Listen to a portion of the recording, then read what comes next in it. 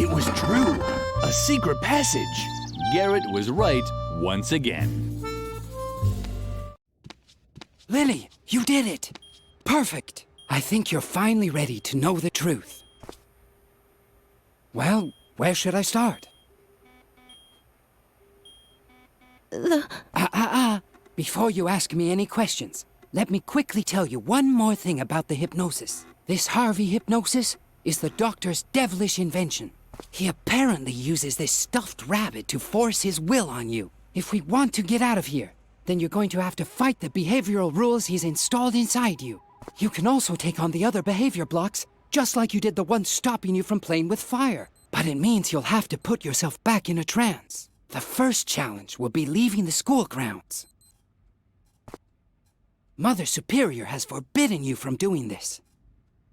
And because of the behavior block, you're incapable of being disobedient. The solution is to once again fight the block while you're in a trance. We have to tackle the problem at its source.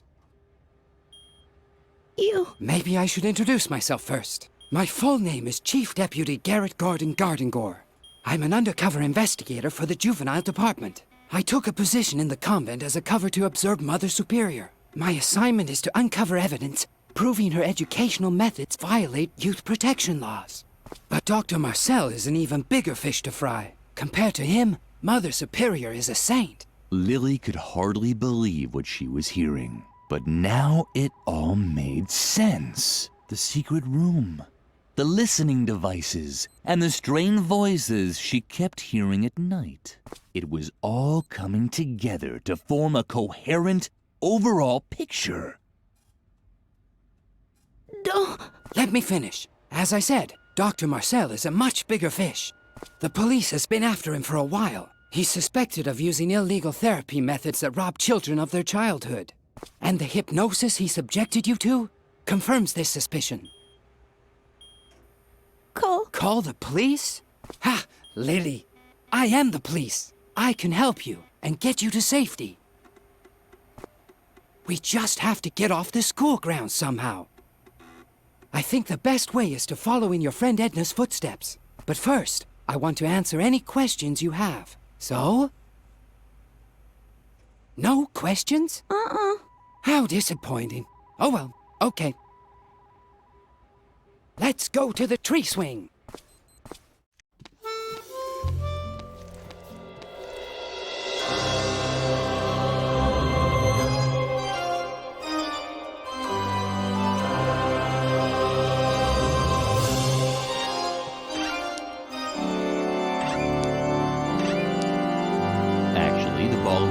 Should have stayed in the treasure chest for all eternity as a symbol of friendship.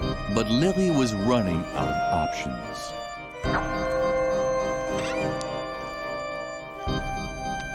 The yard waste was rotting away leisurely in the composting bin. A paradise for maggots and spiders. Lily couldn't stop watching the fascinating activity in there.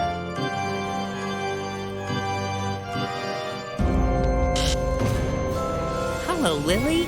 You're not trying to leave the school grounds, are you?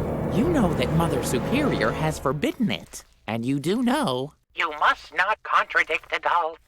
It's possible to have lots of fun without defying the rules set by adults.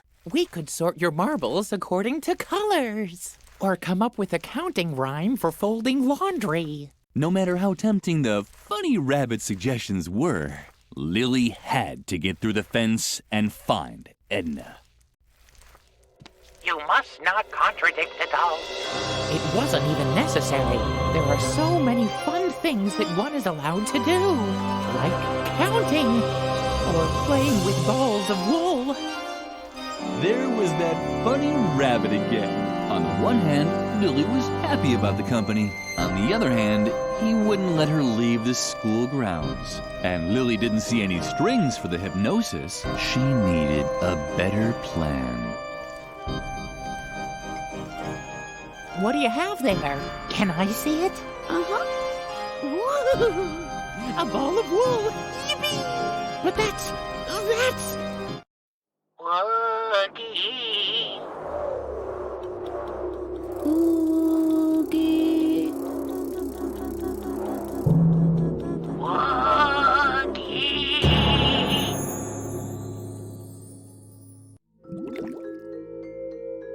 With the rabbit's help, Lily had returned into a trance. In the distance, she could see the giant Mother Superior stomping around in front of her cave. And over there, where in reality had been a huge gap in the fence, there was now a cobweb with a giant spider in the center.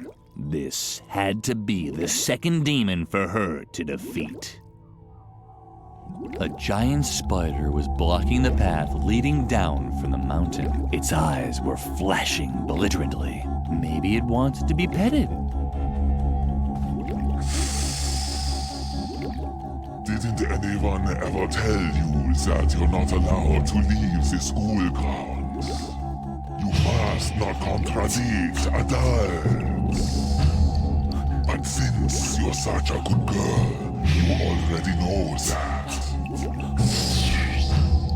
Lily did indeed know this, but Garrett had also told her that she was no longer safe here in the convent. Suddenly, adult rules seemed rather nonsensical to Lily. How could she convince the spider demon that even Mother Superior wasn't always right? The tar pit was bubbling invitingly. Unfortunately, Lily didn't have time for a bath.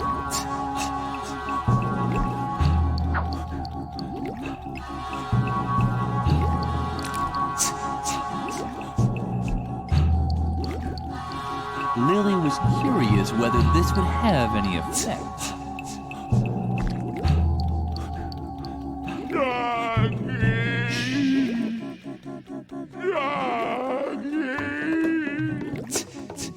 When Lily saw how Mother Superior took the spider in her arms, her heart melted. Suddenly, Mother Superior no longer seemed so big and grown up. She emerged from her trance with a blissful smile on her lips.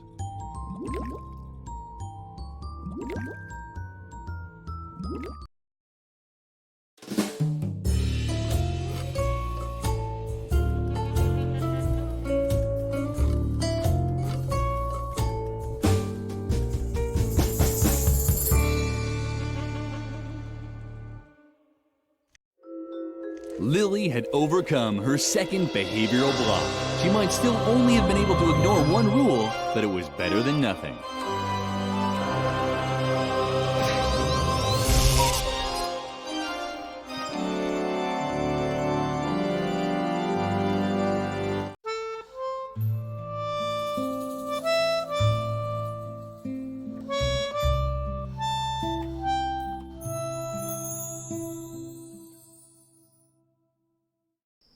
It was already dusk when Lily set off down the convent hill.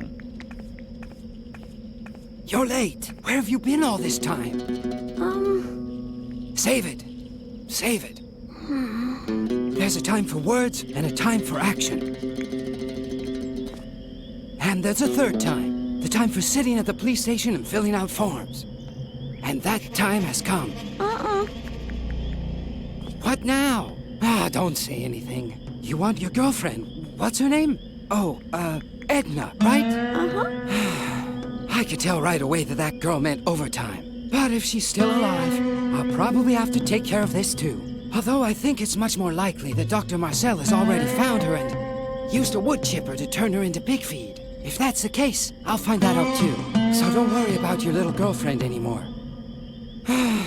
Why do I always have to be so damn compassionate? It's a curse. Oh well. Wait here while I investigate a few things. I'll watch the path to the institution. Maybe I'll learn something that way. If I discover anything, I'll give you a signal. I'll make an owl call. Ooh, ooh, or something like that. You won't miss it. Wait here for me. I'm sure it will only take a few hours.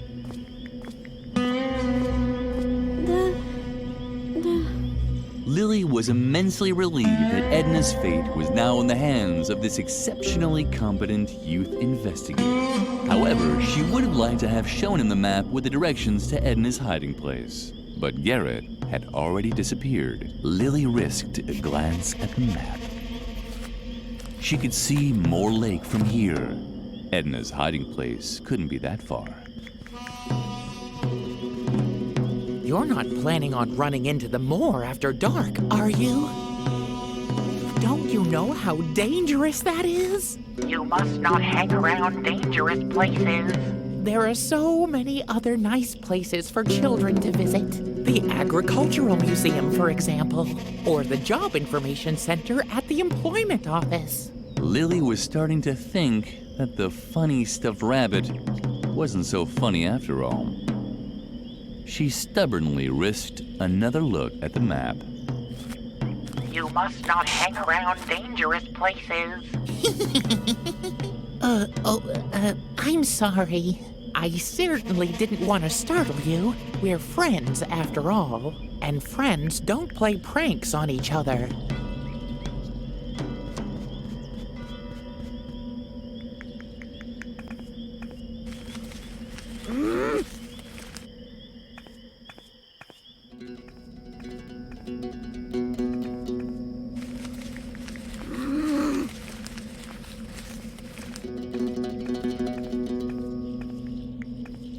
Lily arrived just in time to see the flying topography tool disappear through a grilled window.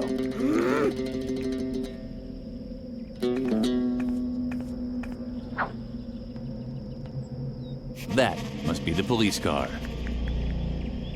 The bar suggested that this was a lion cage.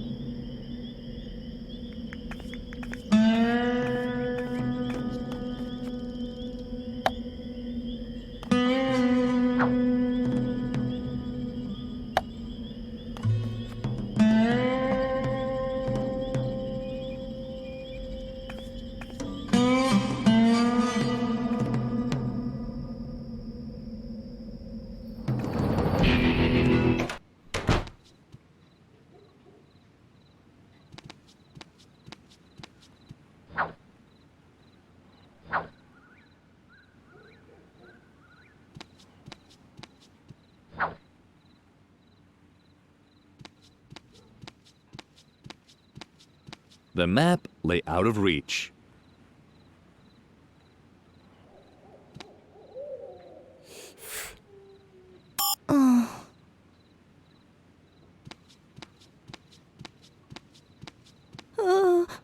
What?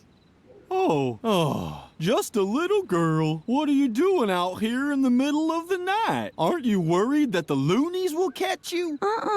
Well, you should be, so hurry. Get back to bed. Or did you want to make a complaint? Oh boy, oh boy. This had to happen someday. And who do you want to make a complaint about, if I may ask? You don't mean yourself, do you? Ha ha! Please. What terrible things could a little girl like you have done? Children your age can't even be charged with a crime. The only reason to lock up a young kid like you would be to sober you up. But I'm sure a girl who looks as well behaved as you already knows to stay away from alcohol, right? You see? Of course, if you insist, you can take a voluntary alcohol test anyway. The machine is over there, against the wall. But I can't arrest you if you haven't gone and drunk nothing.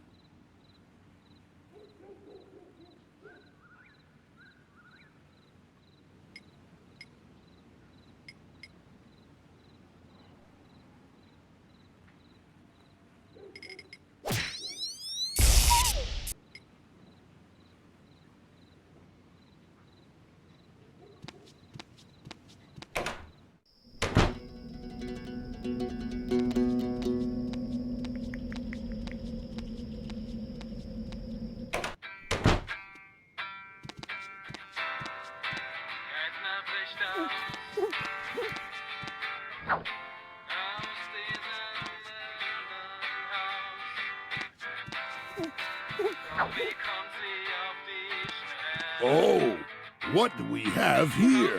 A little girl without parents, all alone in the night. How sweet.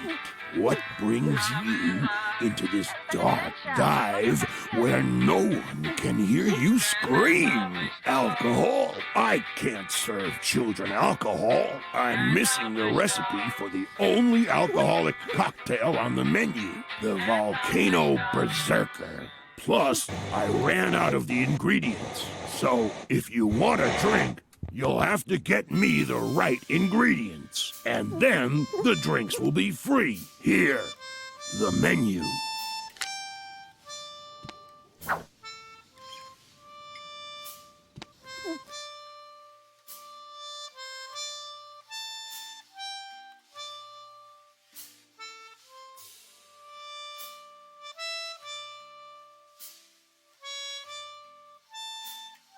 Sunny Cup Narcotic turned day into night. It was apparently for a non-alcoholic cocktail. Unfortunately, Lily hadn't found all of the ingredients.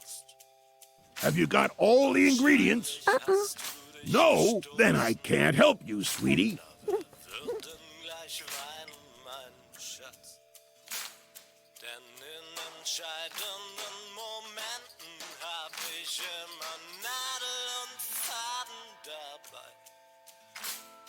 Das werden wir gleich haben, das wächst wieder zusammen. Es lässt sich alles nähen, schon so gut wie geschehen. Also reiß dich zusammen, realistisch gesehen. Sind es doch nur ein paar Schrammen.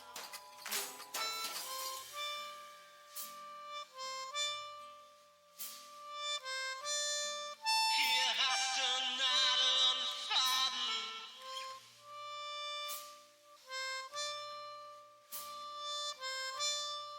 Pass damit auf, sonst gibt's Narben.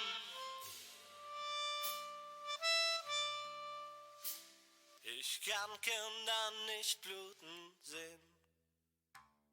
Schau doch jetzt nicht so geknickt, denn das kriegen wir schon wieder hin. Das lässt sich doch alles noch flicken. Wobei ich bei dir skeptisch bin. Denn in entscheidenden Momenten hab ich zwar stets Nadel und Faden dabei, doch auch Nadel und Garn tragen durchaus Gefahr. Denn bei deinen linken Händen kann das übel enden. Ich will dich nur warnen, man muss in entscheidenden Momenten die Ruhe bewahren.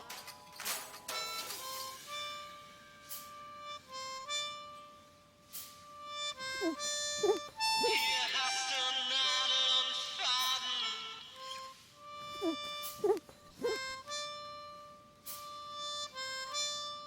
Pass damit auf, sonst gibt's Narben.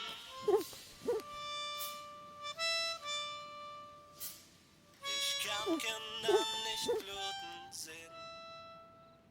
Ich muss mich vielleicht korrigieren.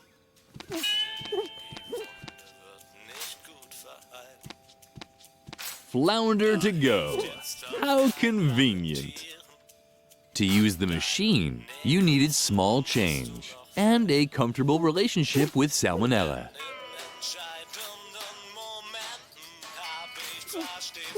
Lily had also received a box like this after her father had been lost at sea. It probably took the Association for the Relief of Dead Seafarers a long time to collect this. To use the machine, you needed small change and a comfortable relationship with salmonella.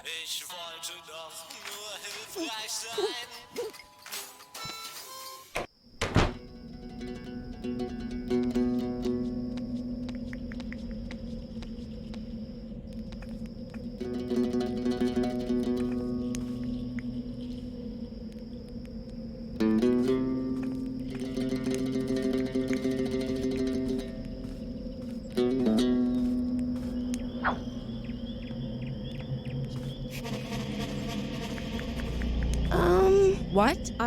Wait. No! This isn't Aunt Gorgula. My name is Miranya. Miranya the medium. How many more times do I have to tell you? What? But that's... One moment. Please stay on the line. Sorry, little girl. This could take a moment. It's that bartender Max Mixo again. A real pain in the ass. So dead and yet so talkative. Come to think of it, the spirits are very unsettled today. They're all talking over each other. If only I had earplugs. What was that? Now listen to me, my dear lady. I'm not a greeting cards courier. I'm sure that... Max Mixo, would you please shut up for a moment? Because there are others who... No, I don't know anyone called Priscilla. Miranda was busy. Lily could completely understand. She knew how hard it was to ignore spirits. Especially those that tried to grab you at night.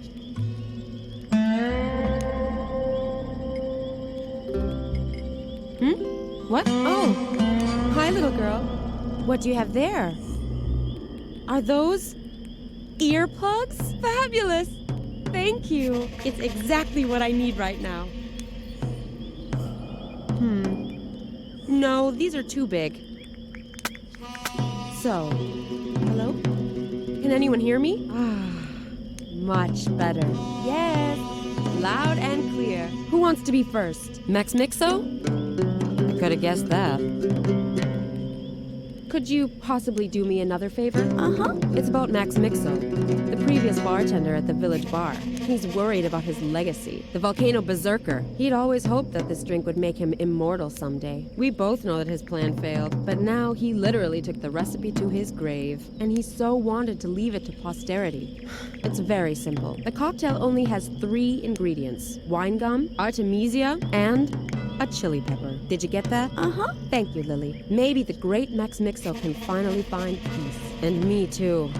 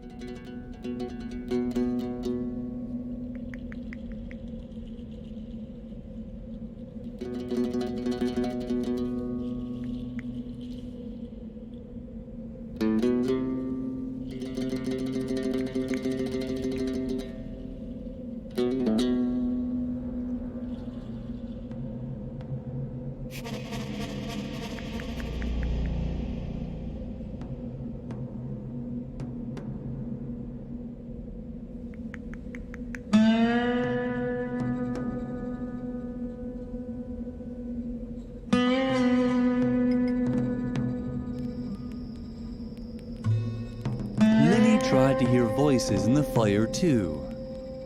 You know what you have to do. Everything has to burn. Everything. But there weren't any. At least none that she hadn't heard before.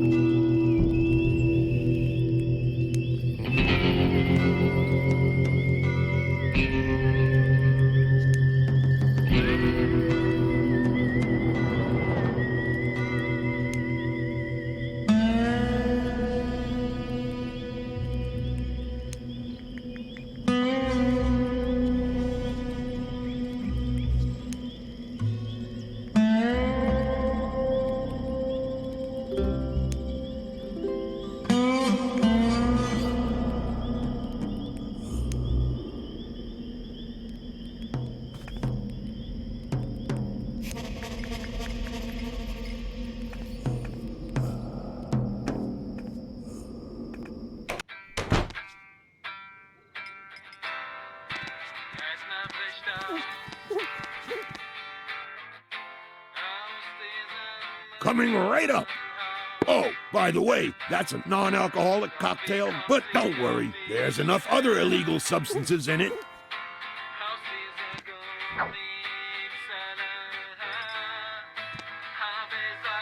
wir den Mond anzünden? Das ist eine Adventure.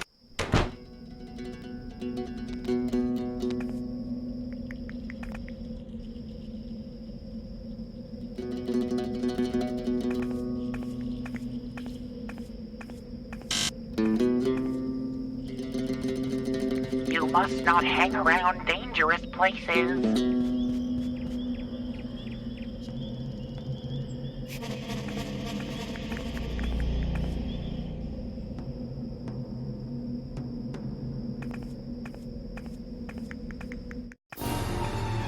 The path that Garrett had taken led Lily to a small bridge over one of the brackish creeks running off from Moor Lake. Two trustworthy-looking men in white lab coats were working there.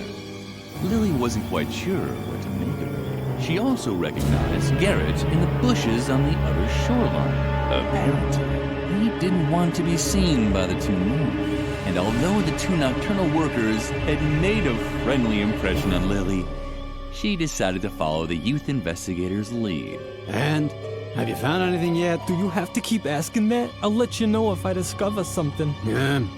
I guess you're right. I think Dr. Marcel's madness is starting to rub off on me. Ever since we found this stuffed rabbit by the lake, he's been obsessed. We should be taking care of patients instead of poking around the moor. And then there's that absurd plan with the hypnosis doll. Stop already and keep looking. Have you actually found anything yet? Well, Lily had heard enough. Apparently, the men in white were Dr. Marcel's minions. It appeared that Edna's concern had been justified. Dr. Marcel really was looking for her. It was now more important than ever to find Edna's hiding place.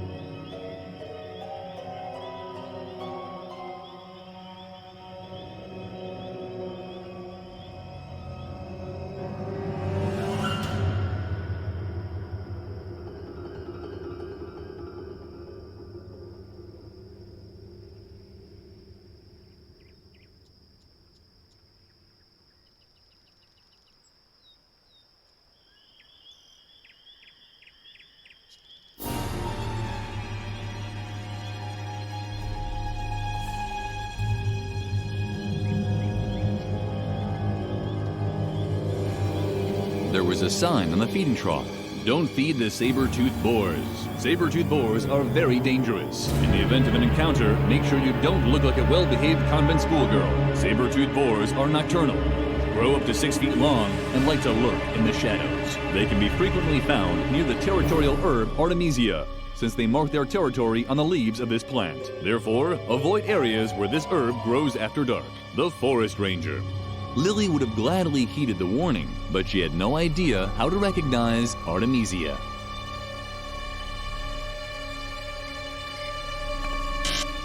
But Lily, didn't you read the sign? You're not supposed to feed the boars. The Forest Ranger said so. You must not contradict adults. But luckily, you know that yourself. There was a sign on the feeding trough.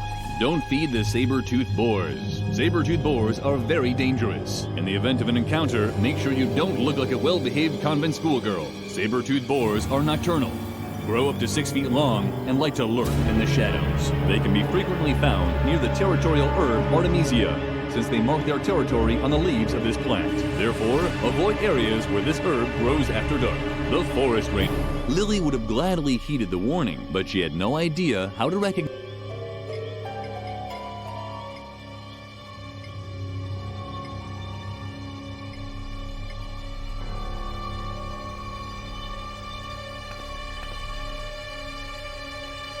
Garrett did what he was best at, listening.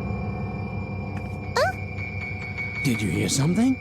I don't know. Hopefully not another saber-toothed boar. I'm still out of breath.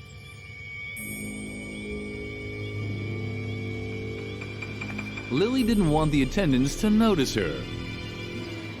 It appeared that Edna's concern had been justified. Dr. Marcel really was looking for her. It was now more important than ever to find Edna's hiding place.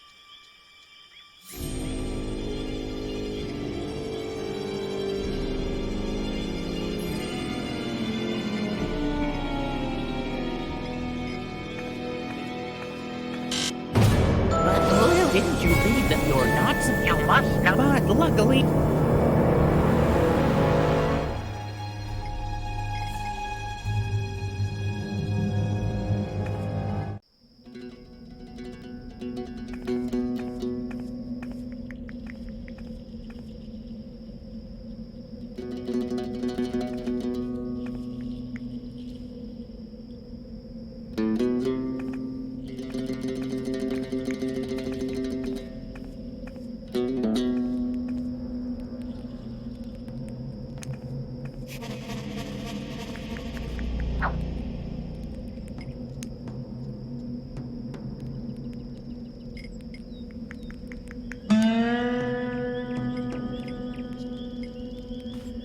Just because Lily was able to play with the fire again, it certainly didn't mean she would burn all her things. She preferred to save the option for a better occasion. Miranya no longer seemed to need the wine gums, and they did look pretty tasty.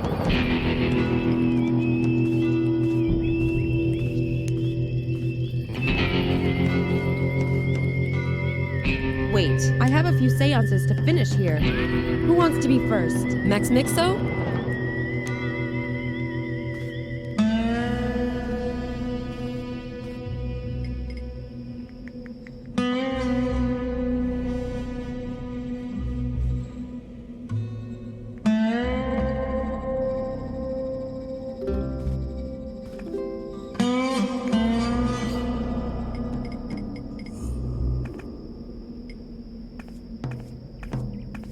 Lily didn't have any parents to teach her how to ride a bicycle. She'd have to find out by herself. She was probably very close already.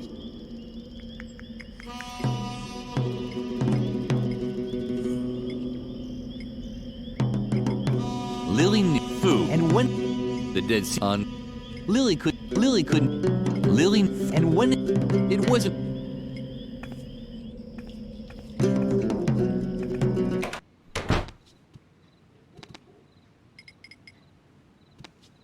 What's that supposed to be? An attempted bribe? You do know that's a criminal offense, don't you? Oh, now don't look so sad. It wasn't meant to upset you. I take it all back. Criminal offense isn't so terrible, as long as you start smiling again.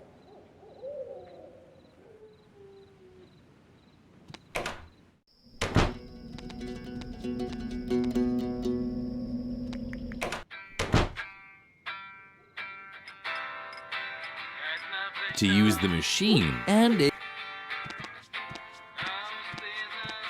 Keep it, girl. So long as you're supplying the ingredients, the drinks are on the house today. If you want to order anything, just point it out to me on the menu.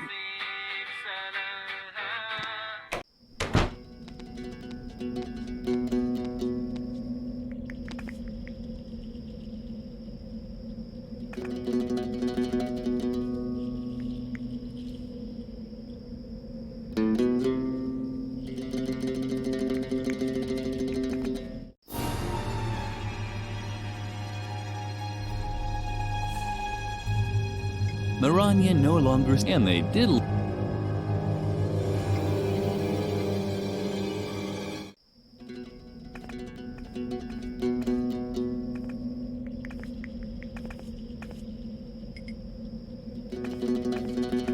The bike tires were properly pumped, just like their owner.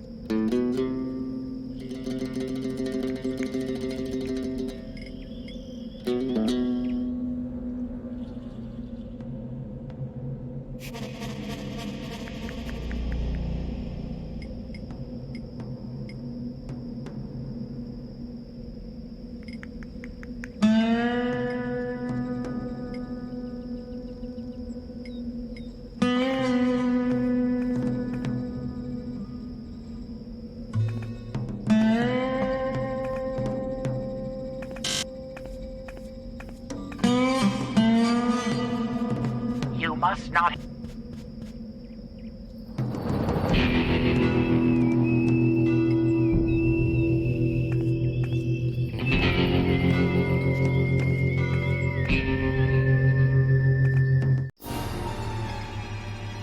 Lily doubted the saber-toothed boars liked something like that, but she wasn't supposed to feed them anyway.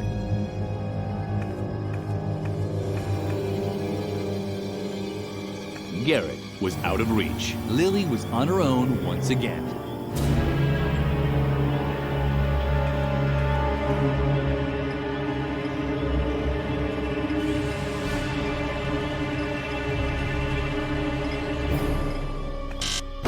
But didn't you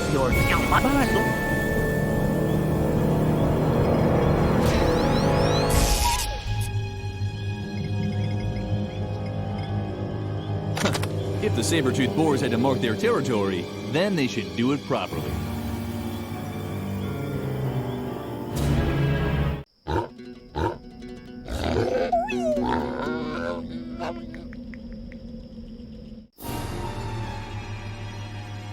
Excellent! The saber-toothed boars had had some neon drinks and marked their territory, so this had to be their territorial herb, Artemisia.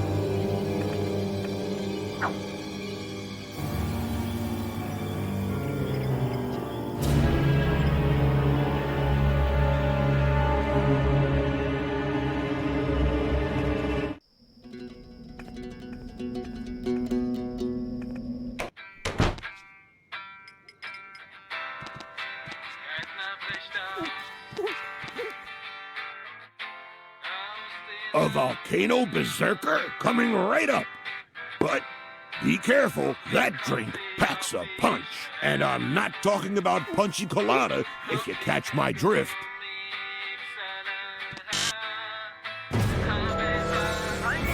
But Lily, what's that for? That's not good for little children. You must not touch alcohol. And milk is much better for your teeth anyway. Look at my funny chompers. They're cute, aren't they? Uh-huh. Ooh, the ball of wool. Can I see it again? Uh-huh. Woogie. Oogie. Woogie.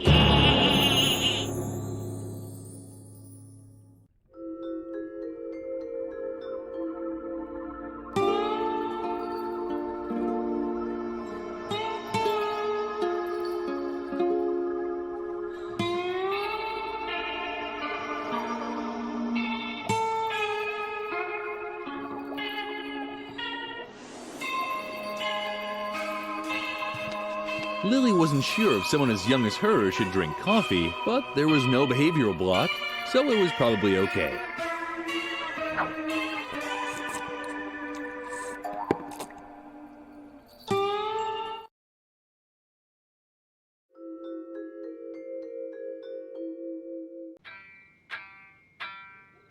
Incredible! The coffee was so strong that it jarred Lily out of her trance.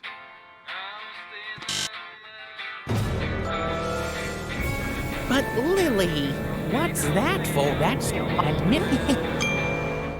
They're cute. Uh-huh.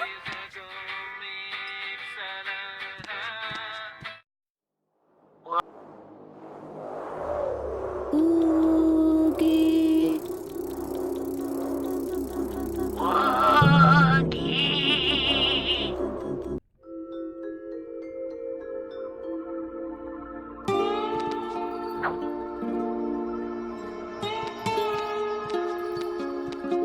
Lily liked the cold. It reminded her of her bed.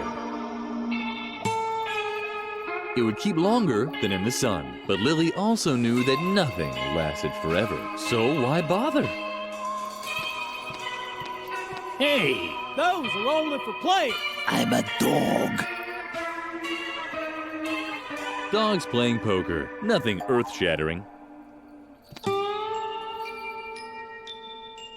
The dogs had placed their bets. Now it was Lily's turn.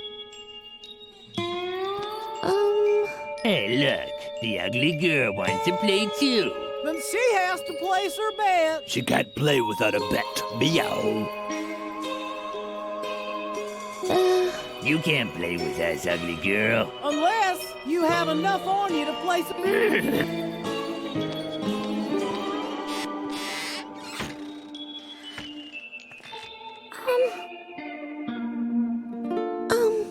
Howdy, stranger. What's a nice little girl like you doing in a rough place like this? Wait, you're not here for the gold rush too, are you? Well, then you might as well just pack up your bags again. The only gold around here is in my mine, and I'm the only one who knows the way there. Plus, you can't get in there right now anyway. Go. I knew it! You're after my gold! Well, you can just forget it. My gold mine is good and hidden. And even if you found it, you wouldn't get in. The entrance is guarded by a Wendigo. Lily wasn't interested in the mine, but this Wendigo made her curious. Could he be another manifestation of her behavioral blocks? Perhaps it would be worthwhile to look for the mine after all. Well, forget it. The way to my mine is top secret. Even I have trouble remembering it. I should actually ride over there again. You don't know what a Wendigo is, do you? Well, I don't know much myself. It's some kind of Indian demon that's stopping me from getting into my mine. If you want to know more, you need to ask the shaman. He's knocking around here somewhere. The shaman? No idea. I never met him personally. Sometimes I see his smoke signals on the horizon. That's it. But if anyone can tell you about Wendigos, it's him. There was a lot of room for provisions in the saddlebags, so the cash cow wasn't forced to stop at every little milestone.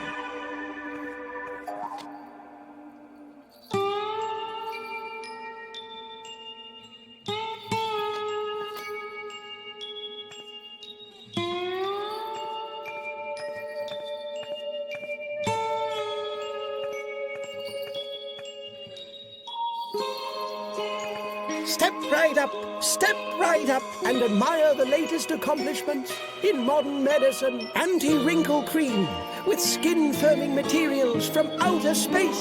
Natural food supplements with amusing motifs from the animal world. Our brand new product, the pill for in-between, for all those who didn't have time before and don't want to wait till afterwards. Step right up, marvel at the sights, and take a free sample of Alcofix. The exclusive miracle treatment with an alcohol base. It tastes 100 proof and works 100 proof. Hello, little lady. Are you interested in a sample bottle of Alcofix, the miracle brandy? You actually look pretty healthy to me, and I'm afraid even Alcofix won't fix that problem with your ears. Do you have any bad pains? Incurable genetic diseases? Tinnitus? Hepatitis? Cervical cancer? Yeah, I'm so sorry for you, but I can't give you a sample of Alcofix like you are now. Come back when you're sick.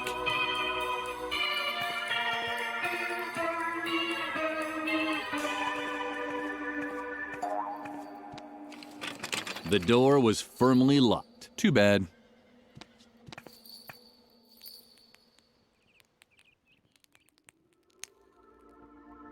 As Lily stared into the flames, she suddenly became dizzy.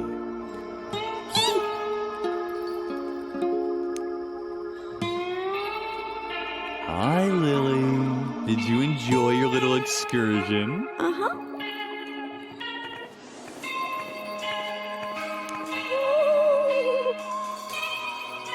Huh?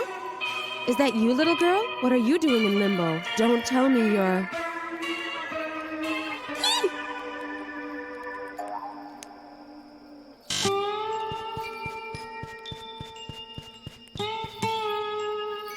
You must not lie.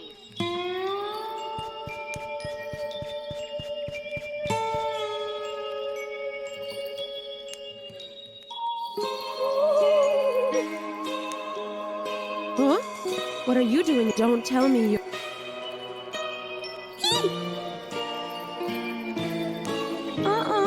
In this case, I unfortunately have to ask you to get off the line. I have a few seances to finish here.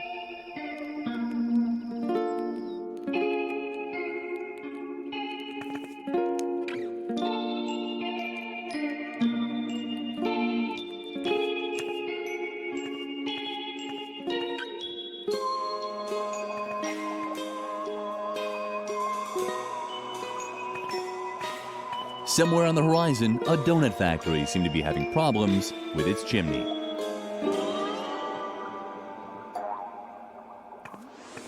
Yeah. Right back at you. Tell me, you weren't planning on decaying in the next couple of days, were you? Oh well. No problem, huh? I should be cutting down on carcasses anyway. My dietitian is pulling his hair out. More fresh fruit, he says. Have a salad now and then. I know all that. But what can I do, huh? I just love that rotten stuff. I just have to smell the rotting flesh, and I start suckling.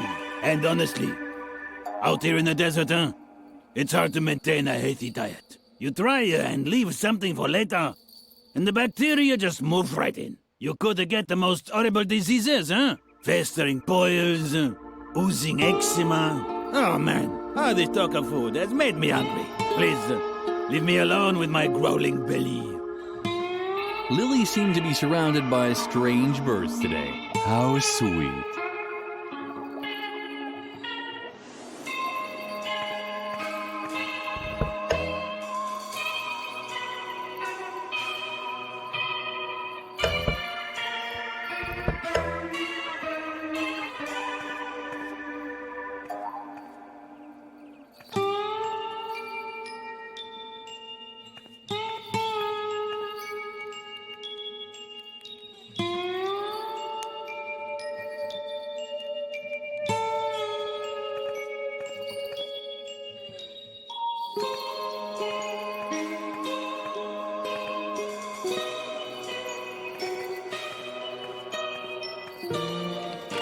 The door was too bad.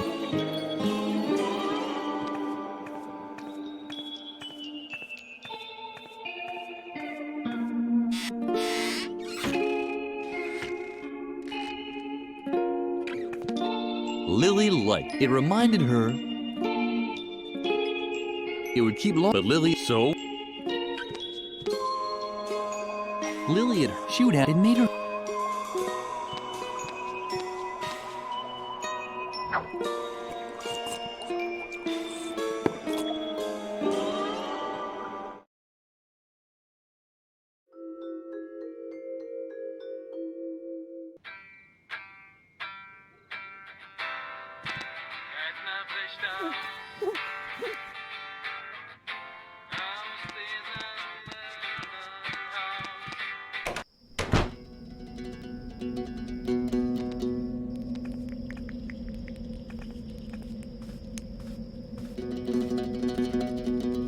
Wait, I have a few seances.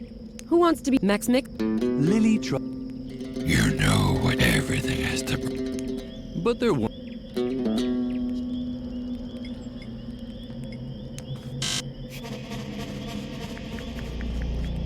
Hello, you're you know. You must.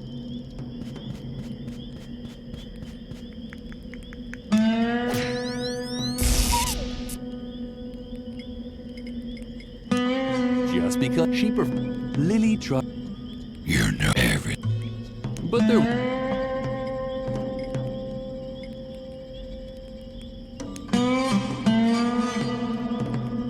Just because she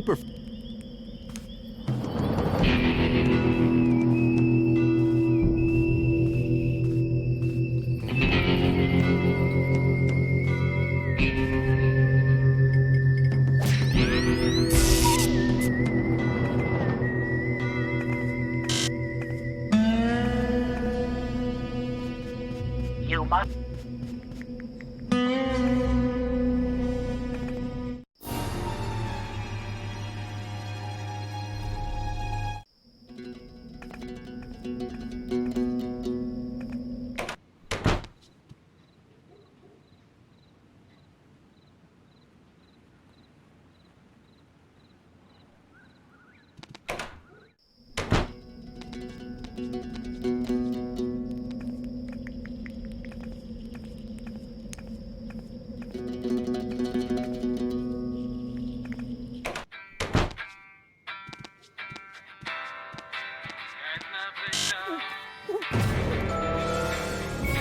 But what that and there.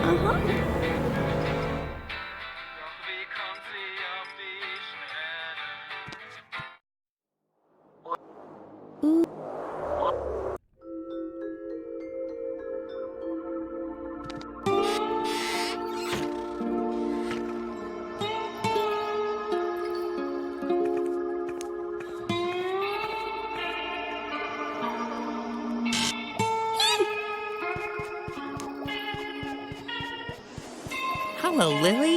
You're not going to play with fire, are you? Of course you don't want. You know that Mother Superior. You must not.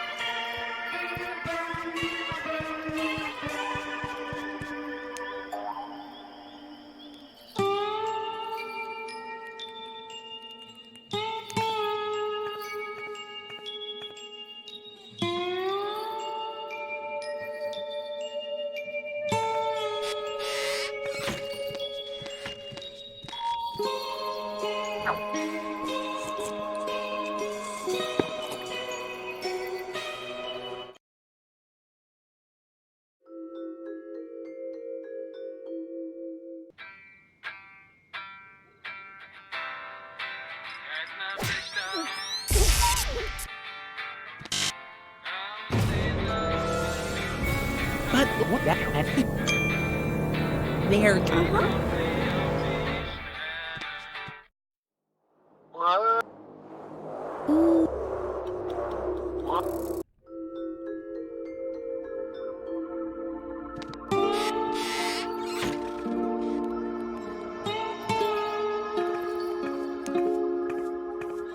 Just because Lily was able to play with the fire again, it certainly didn't mean she preferred.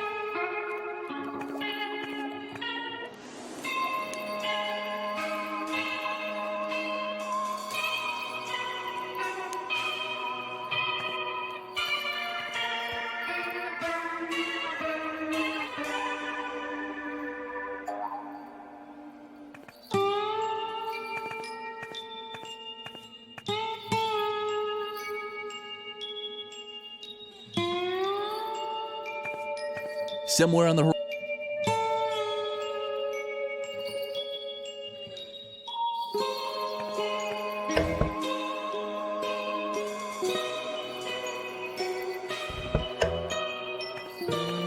What's that? What's that? Lily see how. A sign informed Lily that this reconstruction of an original Indian sundial had been donated by the. It was possible.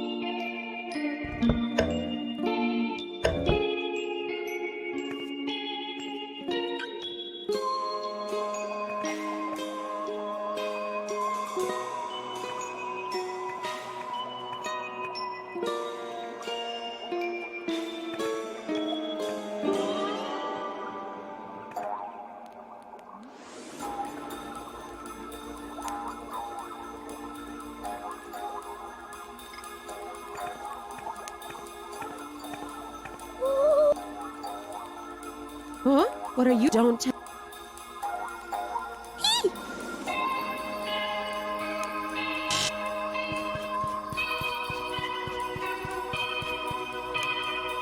You must.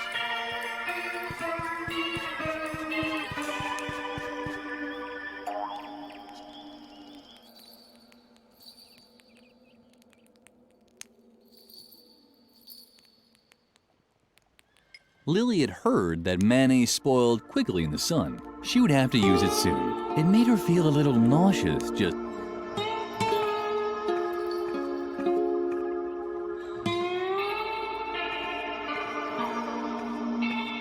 Lily was certain that that wouldn't make for good provisions. Lily wanted to be conventional.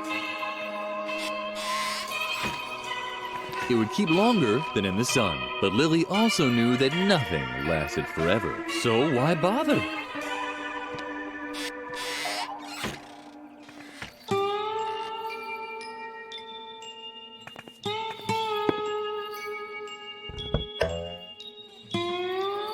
Lily looked around. Why was there never anyone around to stop you from doing something when you needed it the most?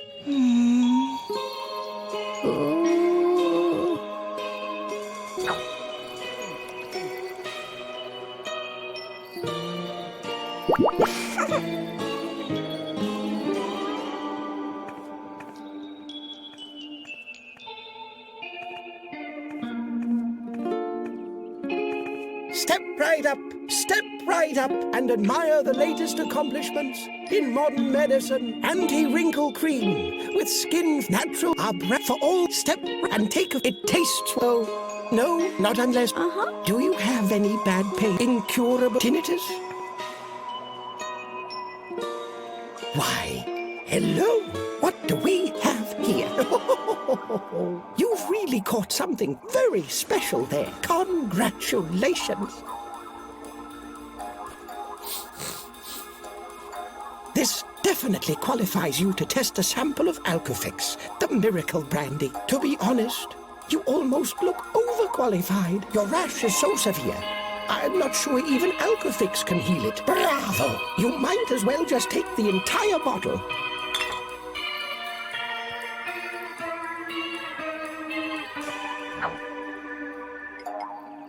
The red chunks in the handkerchief were perhaps a clue that Lily needed medical help. The color of the bottle reminded Lily of someone. You must not touch alcohol. Had that bottle just talked?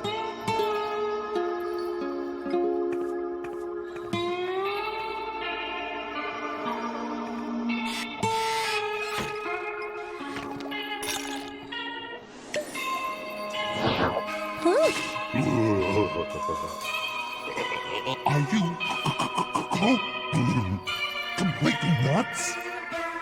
You could easily get sick in this cold, which doesn't mean that I'm sick. And I don't need this alcoholic the devil's stuff either.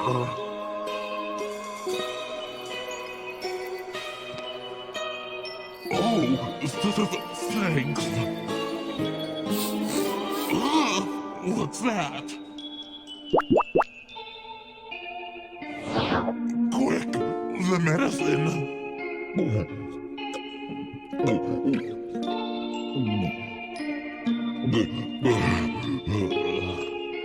So yum. Finally. Tasty. So nice. So nice. The genie had broken his own rule. Apparently, it was okay to have a swig or two in certain situations. What you doing? Oh no!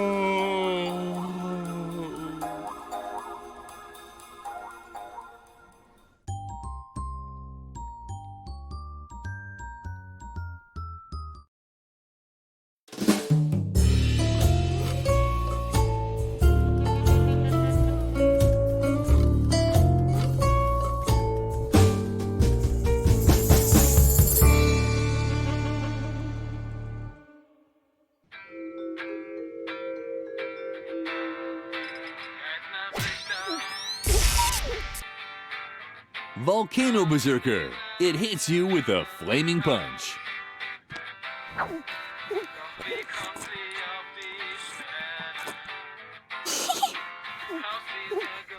What's the matter? Is something wrong with your drink? What's the matter? It tastes great. That bubbling in your lungs is,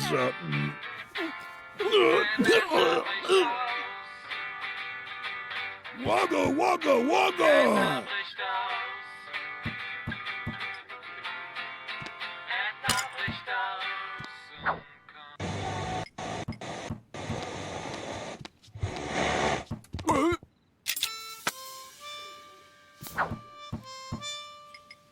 On the third day, God created Blowfish, and no one was there to praise him.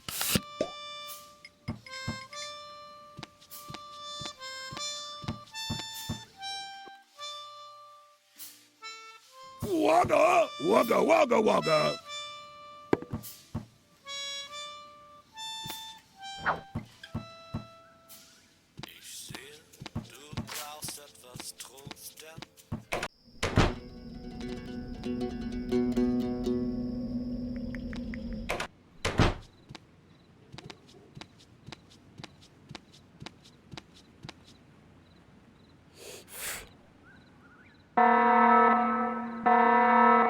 What's this? You're as drunk as a skunk. Come on, off to the drunk tank with you.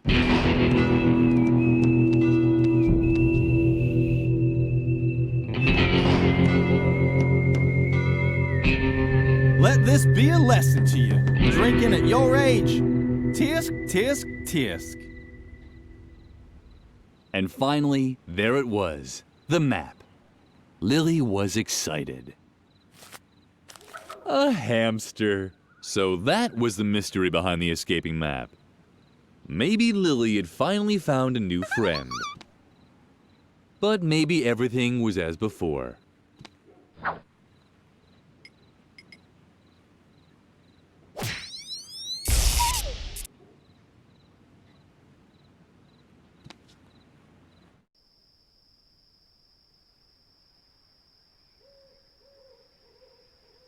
The getaway car was ready. Lily was on her own once again.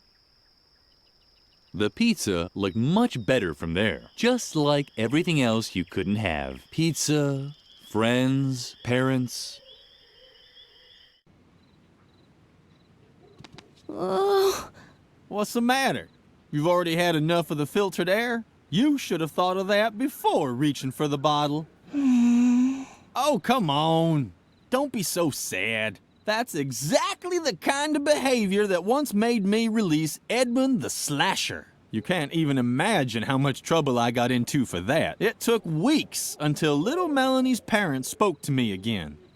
Oh, I'm just too soft-hearted. I'll let you go. But you have to promise me never to get into trouble again. Can you do that?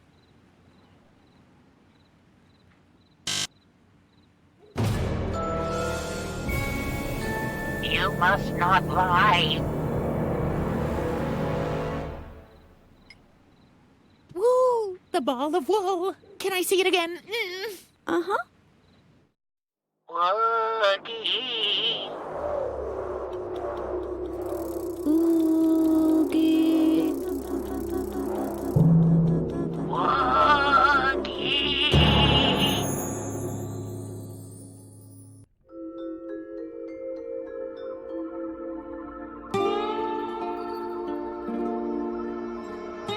Lily had often wondered about justice at the convent. Hi, Lily. Don't tell me you want to get out. Uh-huh. I thought so. But you'd hardly be sitting in there if you knew how to behave properly, right? Be quiet. You weren't about to contradict me, were you? Uh-huh. Well, I can't object to that. Contradictions are great. Sometimes I start contradicting at breakfast. For example, 3 slices of toast. Yum, delicious toast. But that would be a lie. And we both know You must not lie. lies are evil. Uh-uh. What? Of course lying is evil. Wait, I'll show you on this blackboard. Take a close look at this board. It shows some of the basic principles of our legal system. For example, that lying is evil. What do you mean, no? Of course lying is evil. It can easily be deduced from the 4 top principles. God is good and true, but the devil is evil and has great wisdom.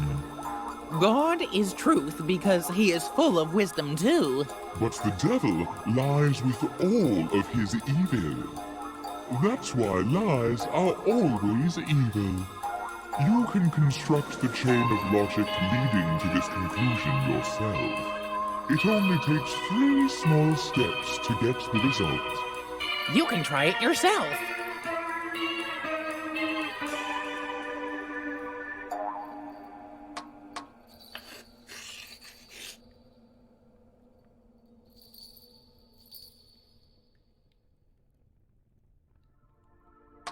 What are you doing there? You can't deduce anything from that. Try something else.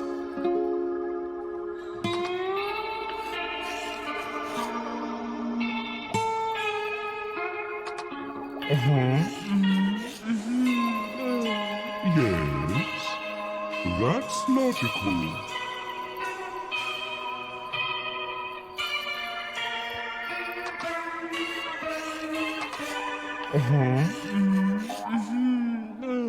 Yes, that's logical.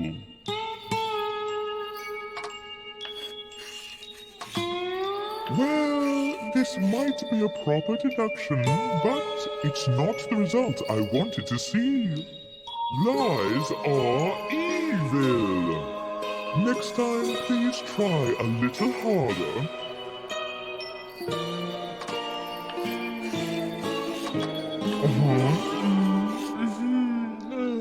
Yes, That's logical.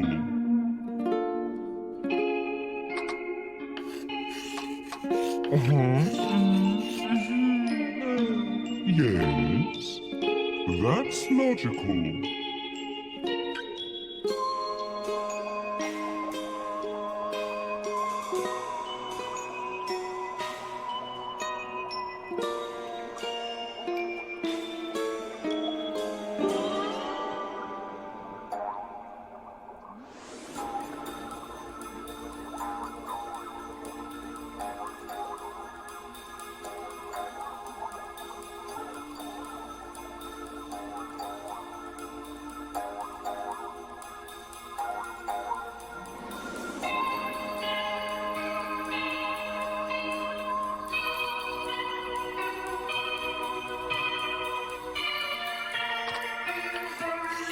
Well, this might be a proper deduction, but it lasts next.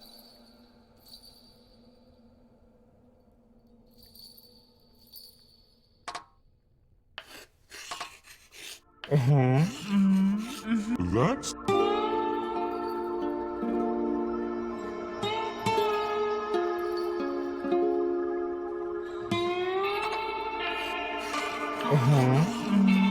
That.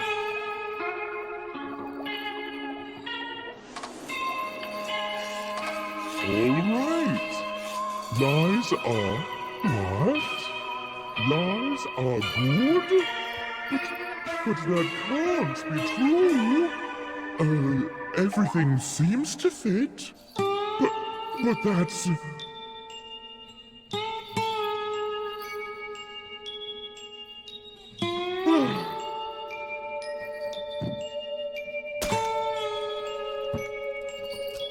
Apparently, Justicia was wrong. It seemed that lies weren't so bad after all. Lily had removed another block.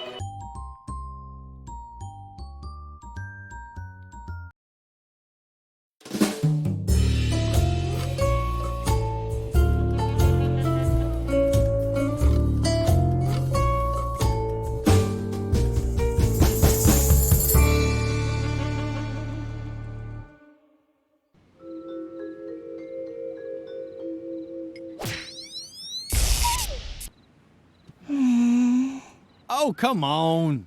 Don't be so sad. I'll let you go. But you have to promise me never to get into trouble again. Can you do that? Uh-huh. So you promise? No more trouble, okay? Uh-huh. And you're not fibbing? Uh-uh. Okay, then. I guess I'll just have to believe you, then. Welcome to freedom.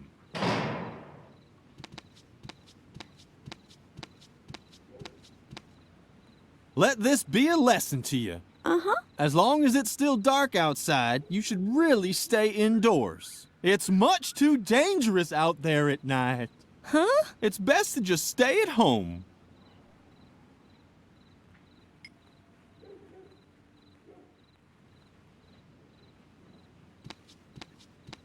But Lily, where are you going? You heard that it's dangerous out there. You must not hang around dangerous places. There are so many other nice places for children to visit. At a spelling bee, for example. Or a Rolf Harris concert.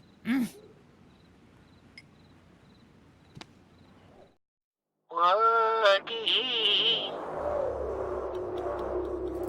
Oogie. Woogie.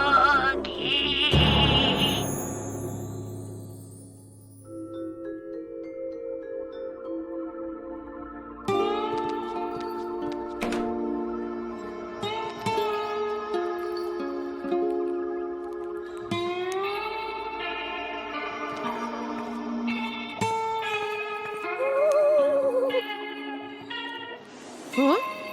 Is that you, little girl? What are you doing in limbo? Don't tell me you're...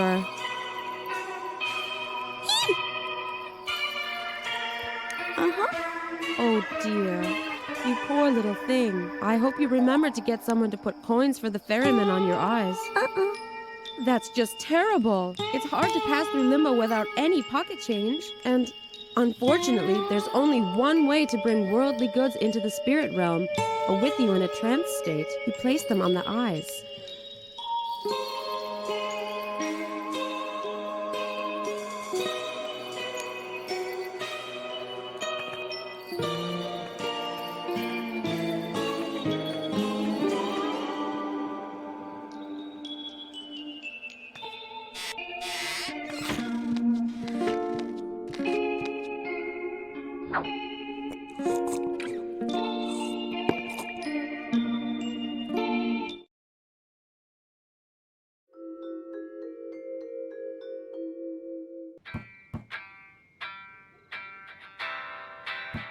These coins came from the collection box for dead seafarers. It wasn't enough to buy a new box, but it was the thought that counted.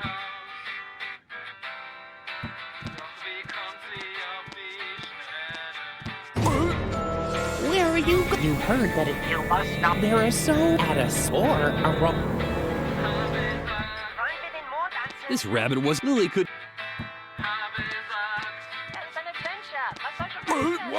It didn't. Lily, the bartender.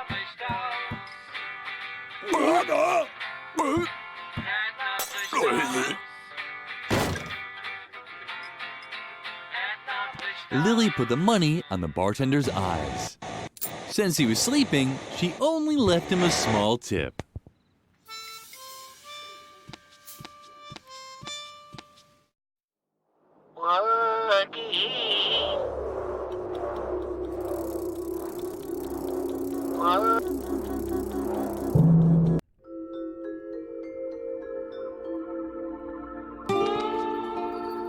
Well, if it isn't the little girl from the bar.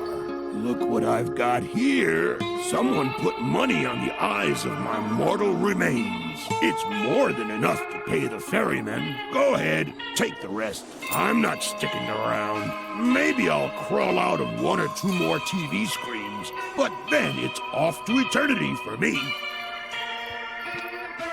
It's more than enough to pay the ferryman. Go ahead, take the rest.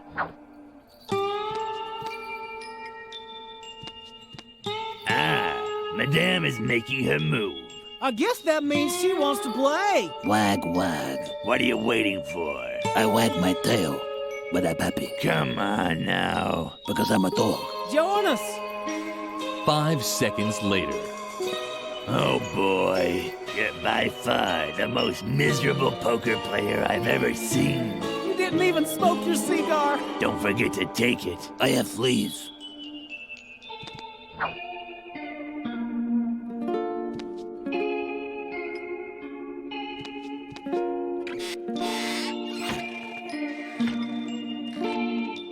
What's that for?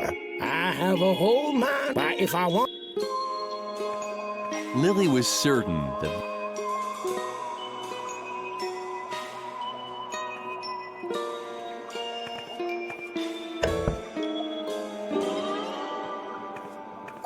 What's that? Ugh. Lily, too bad.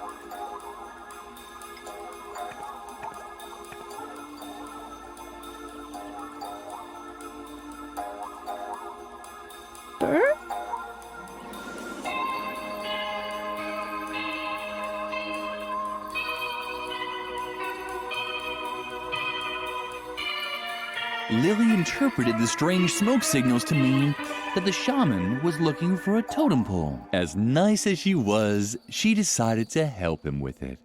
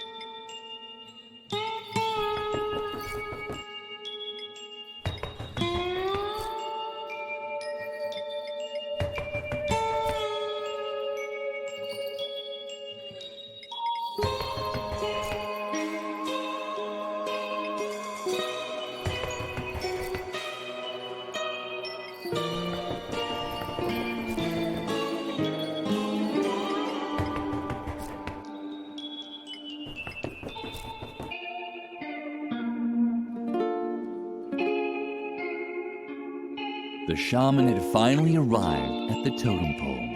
Lily was looking forward to visiting him. Finally, she would meet the mysterious medicine man.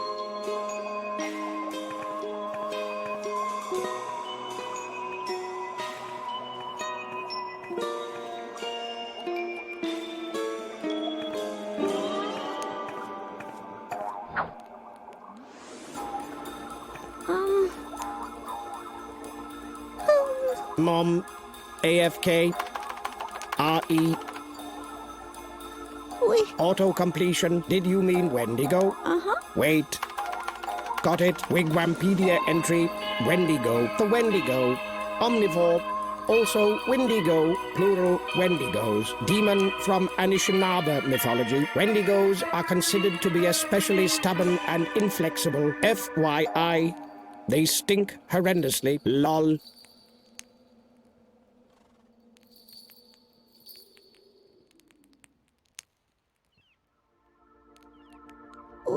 Auto-completion. Did you mean weapon against Wendigos? W8, just getting it on TP day. Print order confirmation. Yes, no, cancel. Print. Here, apparently, there is only one effective method to combat Wendigos. Give this recipe to the quack doctor.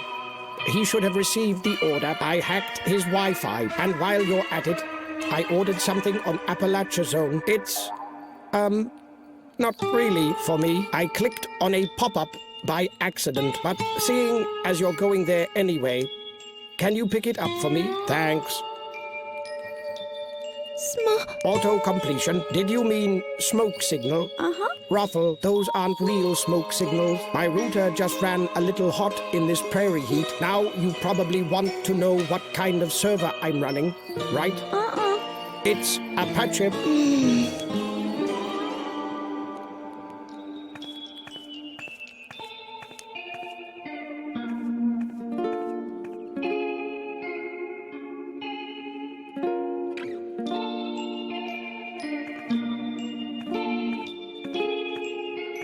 Step up, step right up. Oh, sorry. Even if you still all I have left, or with a prescription.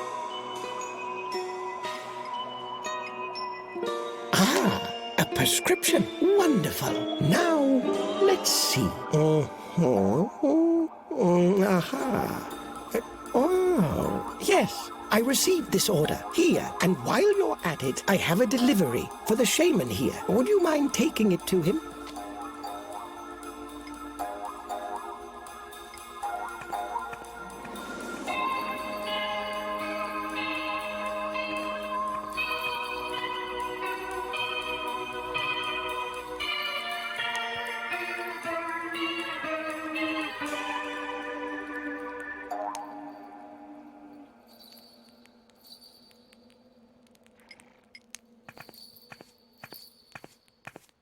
I don't need it. If you don't move...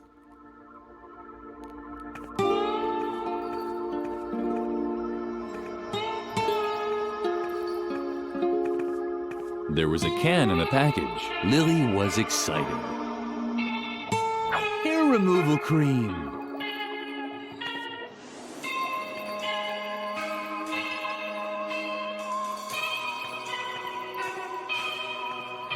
Lily secretly put the junk food into the saddlebag. It was going to be a surprise.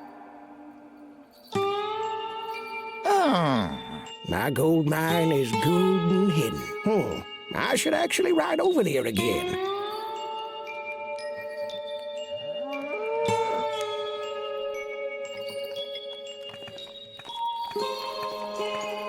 I didn't order that.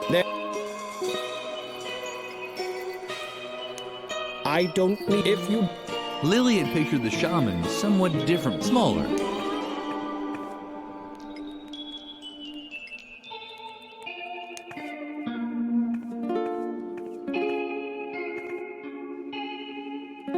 The vultures were circling above a particular spot on the horizon. That was probably where the gold digger's mine was located.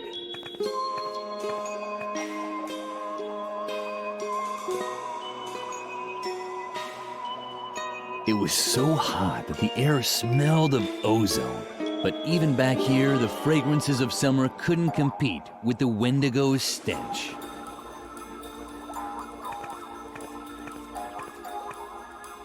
Judging by the smell, that had to be the Wendigo.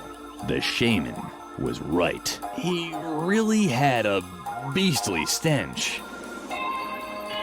Here she is, our demon killer. Huh? Did I surprise you? I know what you've done to my brethren. But you won't succeed with me. I'm always on guard. And you should be too. Do you see the mine back there? Uh-huh. I know why I stay away from it. It's about to collapse, and the suspended bridge is wobbly. And it's as dark as a buffalo's butt. Who knows what dangers lurk there? So I'd rather stay out here, in the sun, where it's safe. Nothing and no one can budge me from here. Nor, for my opinion, dangerous locations are no place for little children. No matter what you say. The shaman was right. The Wendigo was really a stubborn fellow, and he stank so much that the thought of a buffalo's butt was a welcome relief.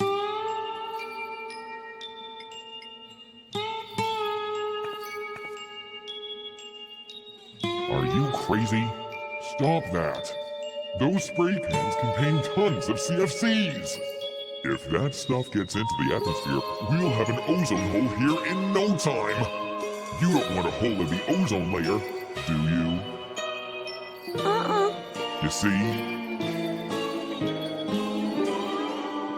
It was so hot that the air smelled of ozone.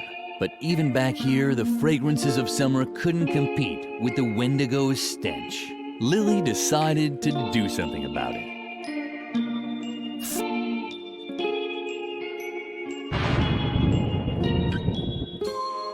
Oh, the sky looks strange. It could be an ozone hole approaching. That's not... Where's my suntan lotion? There it is.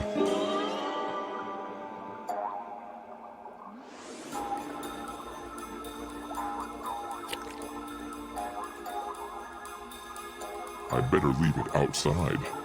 Safe is safe.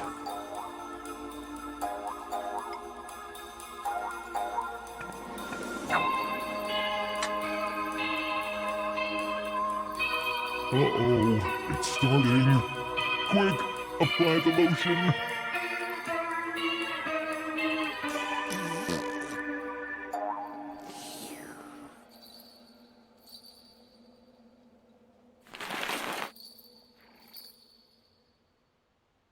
What a drag.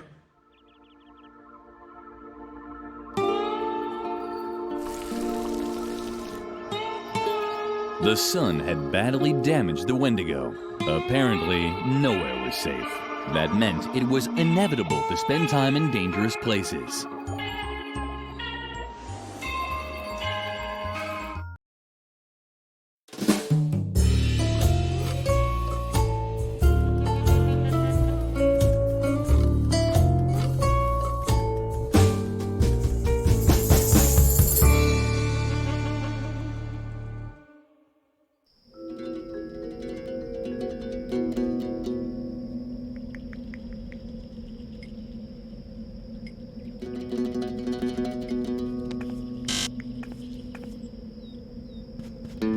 You must not...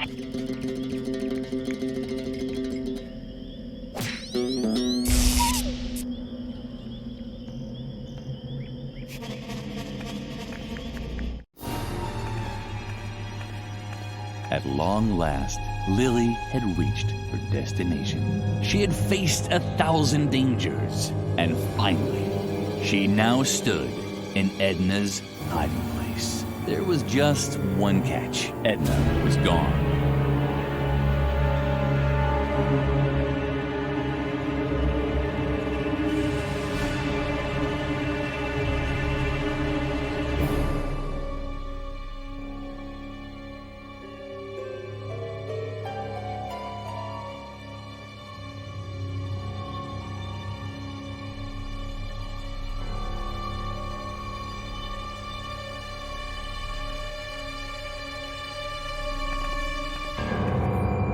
was a bad sign. Edna never went anywhere without her owl whistle.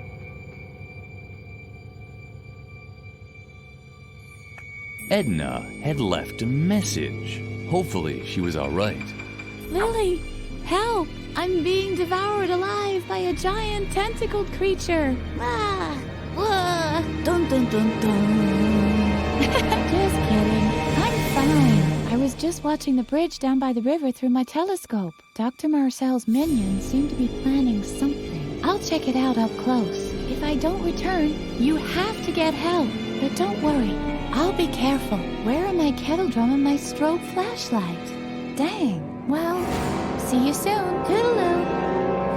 Lily was relieved by the letter. But what if Dr. Marcel's men had caught her friend? Lily had to get to the bridge and look for Edna. She would find Garrett there too.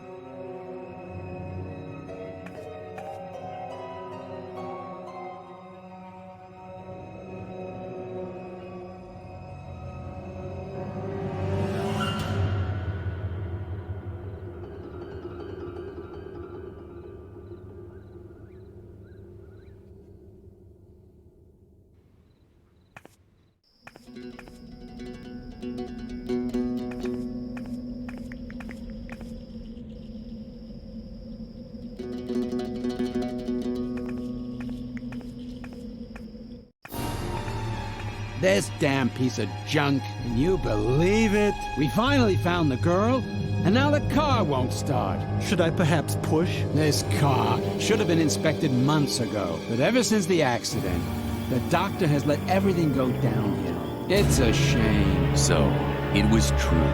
The attendants had already found Edna. Why wasn't Garrett doing anything? Lily somehow had to get his attention. That was a bad sign. Edna never went anywhere without her owl whistle.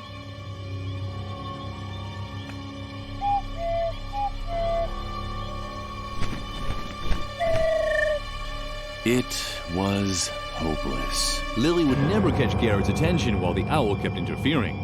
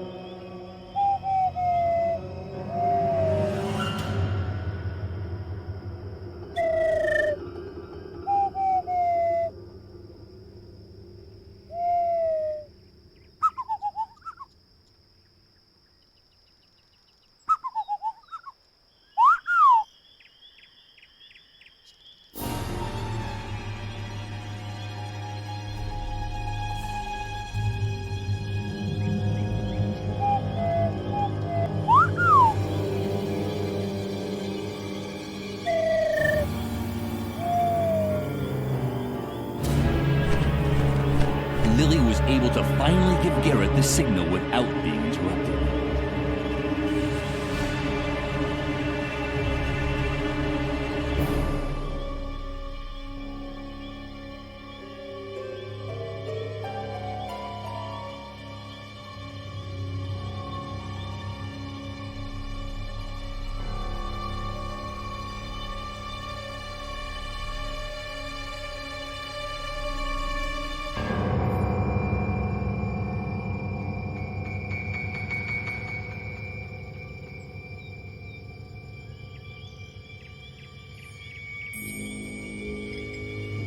Lily was able to finally give Garrett the signal without being interrupted. Garrett didn't seem to hear Lily's owl call at all. She tried once more, this time a little louder. Did you hear that too? Someone's out there. Just wait. We'll take care of it.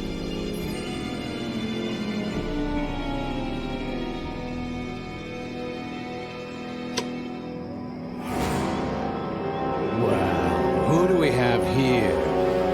But that's... Uh-oh.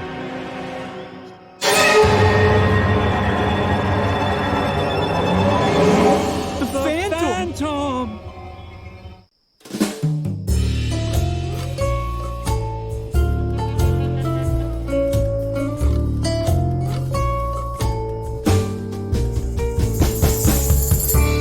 Lily thoughtfully watched the fleeing attendants for a long while.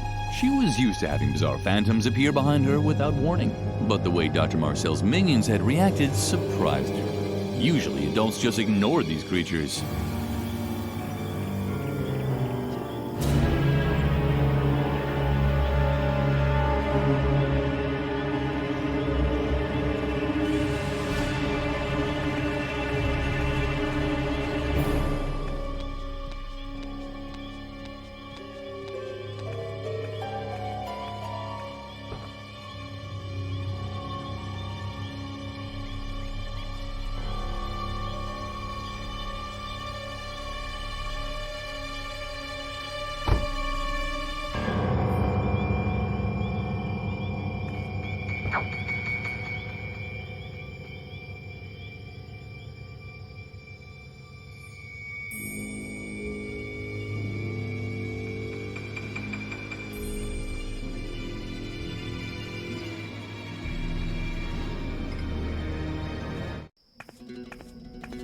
Lily! Oh, thank goodness. I thought they'd caught you.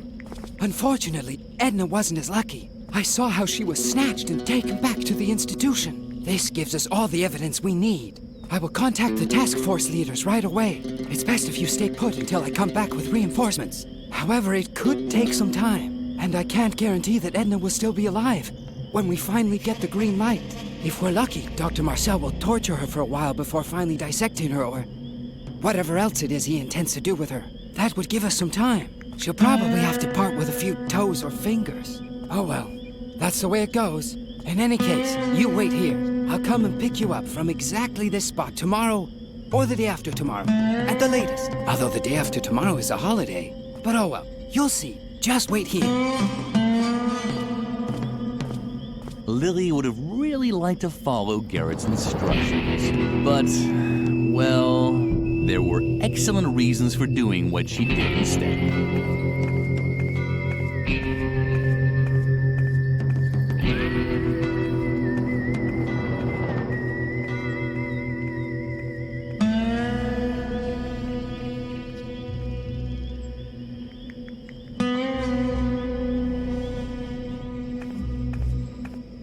The institution's post-Victorian masonry work had a friendly air about it. It was almost as if the architect had tried to spell out, "Welcome," with bricks and barbed wire. This unspoken invitation found its culmination in a nearly overgrown back door, and Lily intended to graciously accept it.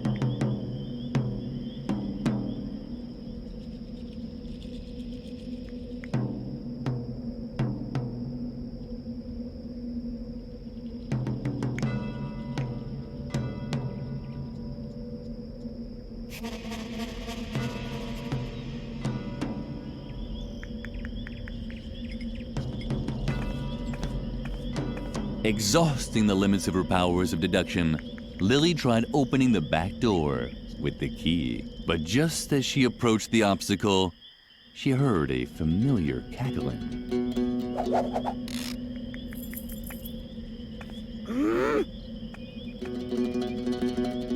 What a little scoundrel. The sneaky hamster had once again crossed Lily's plans. But despite this, Lily had no intentions of exacting a bloody revenge.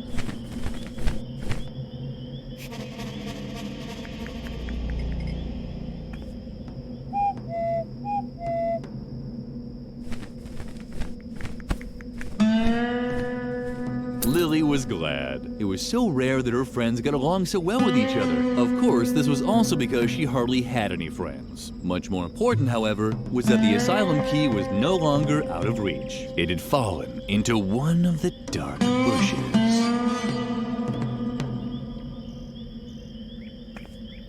The key had fallen into the bush. It was very dark in there, but Lily wasn't afraid. After all, it was just a bush.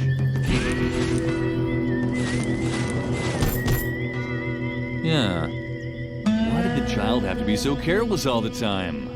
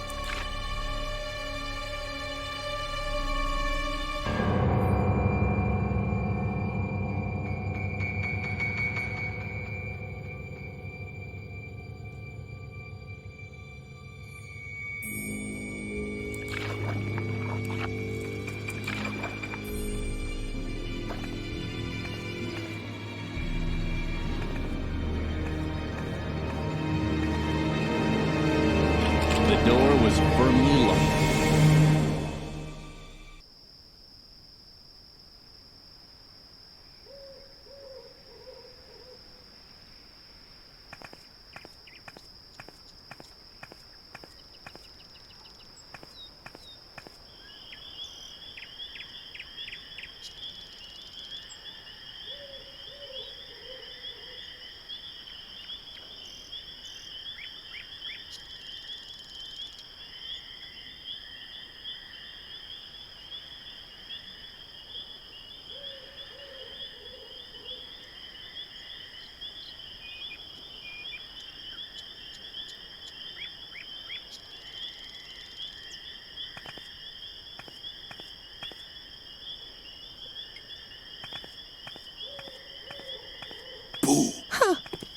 Well, who do we have here?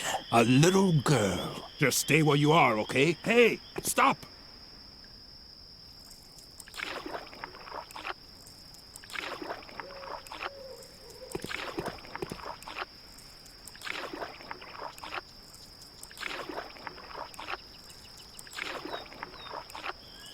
Hey, come back!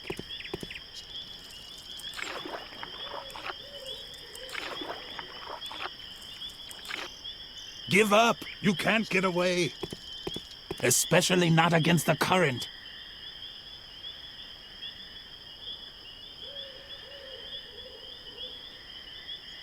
Just stay where you are, okay? Hey, come back!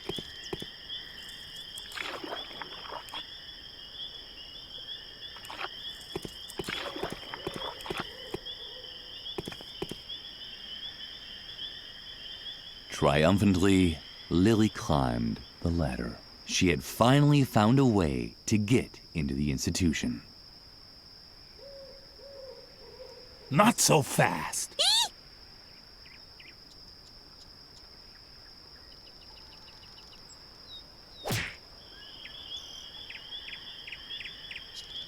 Although she was briefly distracted by a floating energy smartie, Lily was able to reach the ledge. Not a moment too soon as the ladder crashed down behind her, dragging the phantom into the pit with it. No!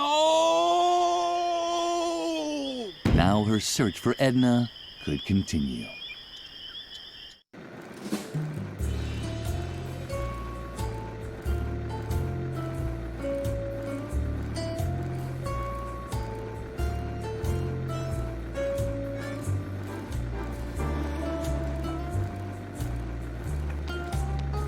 The lamp was glowing red. Something was missing here. Something was missing here.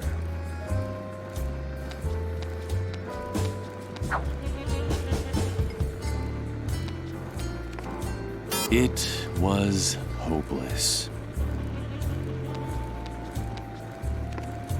It was hopeless.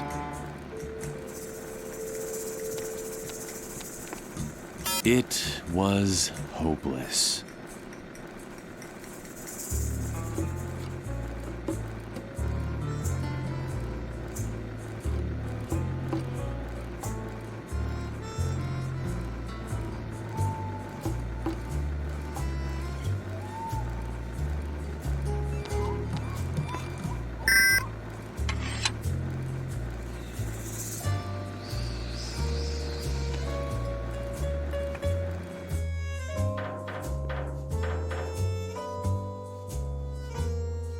Hey, that's my fireplace. You shouldn't be here unless you want to bring presents or sweep the chimney. Not that the soot is bothering me. That was the old Mr. Frog. The new Mr. Frog is enjoying the dirt. Ah, dirt. You see?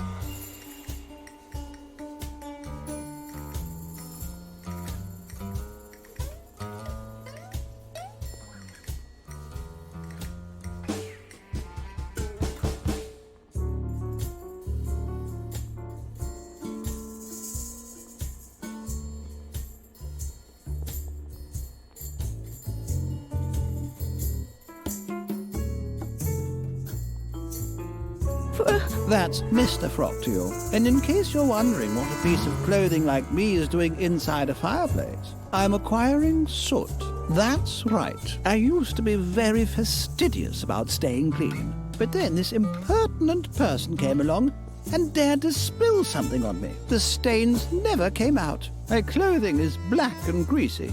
My socks haven't been ironed. And I even have fleas. Karen and Bertram. I'd introduce them to you, but they're sleeping right now. I'm living in a sooty chimney. So what? I used to be very fastidious about staying clean. Now, I don't care anymore. You're now speaking with the dark Mr. Frog, who eats his gummy bears without a napkin. Yes, I know that it's dirty here. So what? I love the cobwebs, the dust, and that rotting substance in the corner. I just finished combing it. I wouldn't dust here even if you put a feather duster right in my hand. You don't have a feather duster, do you? Stop. I don't want to know.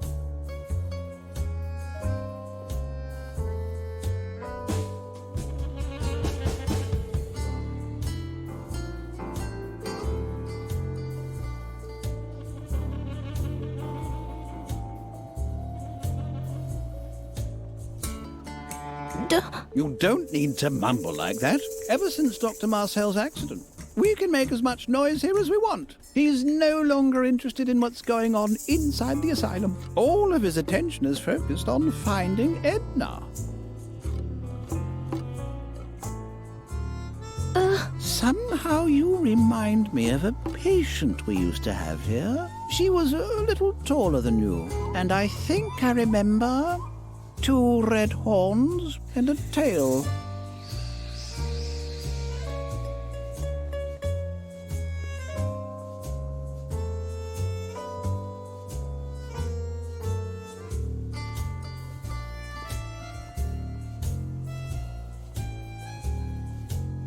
for the last time, I don't need a feather duster. The new Mr. Frog is enjoying the dirt. And I just cleaned the cobwebs yesterday, too.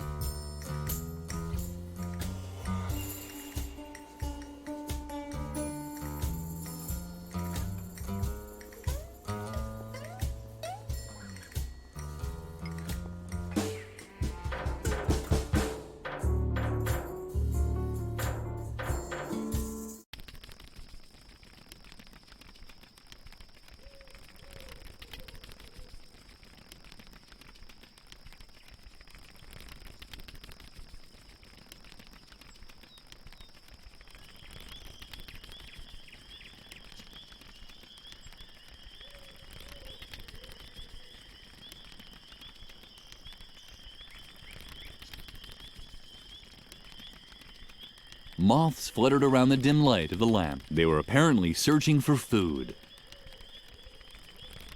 Lily had never seen such an unhappy man in a bee costume before, but she also hadn't really traveled much.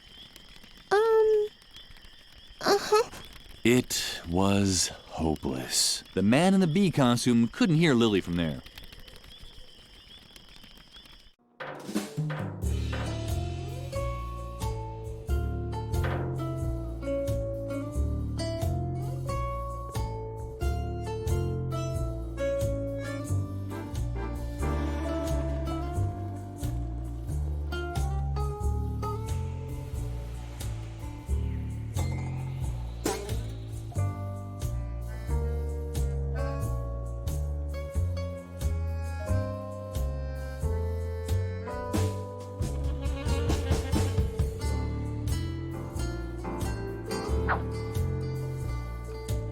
The idea was good, but Lily's arms were too short. The idea...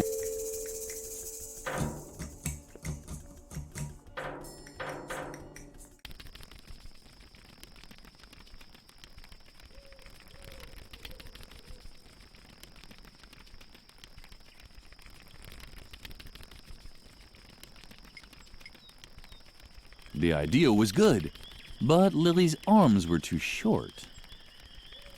Lily knew she wasn't supposed to play with her food. Food was such a sore loser. And when it started acting up, Lily would get scared.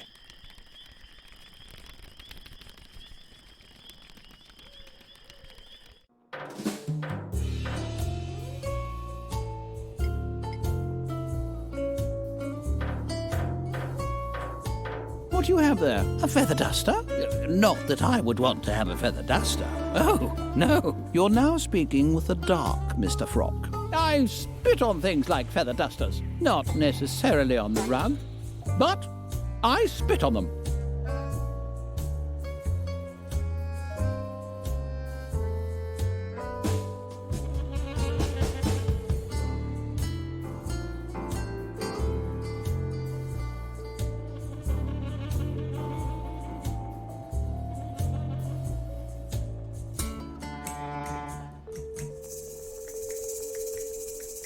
Hey, you shouldn't.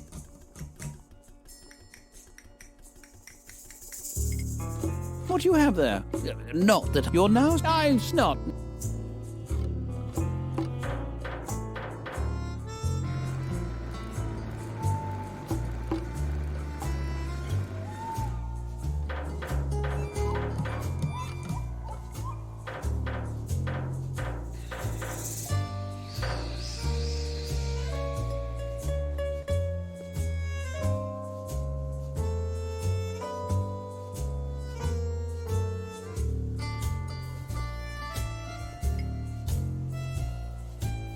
Lily's belonged. She took it. The idea.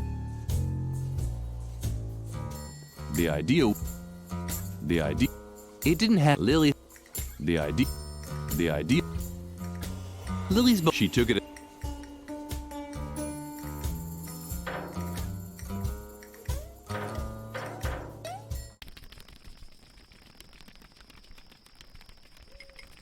The idea.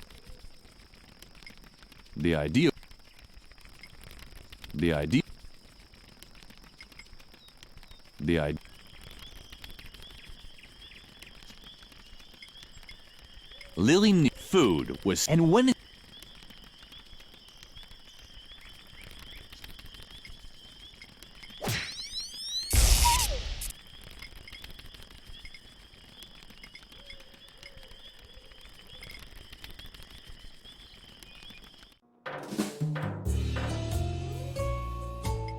Lily knew food was, and when it started.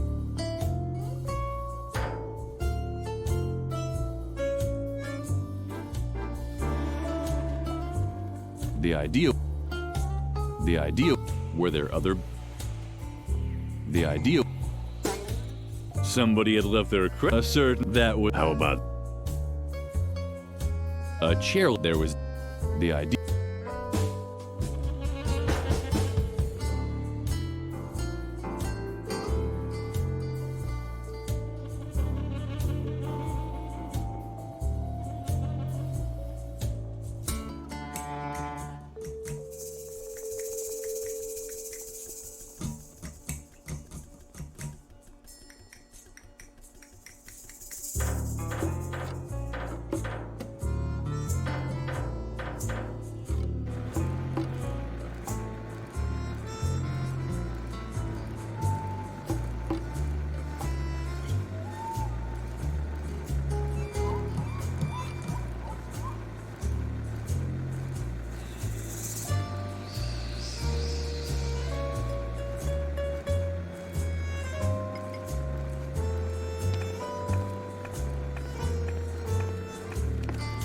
It was...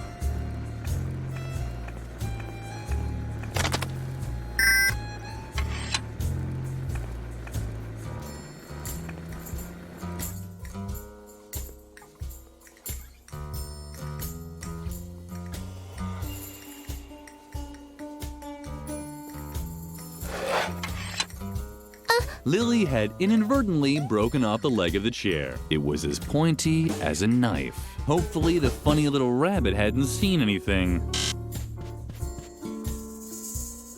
But Lily, what are you doing there? Don't you remember? You must not use sharp objects.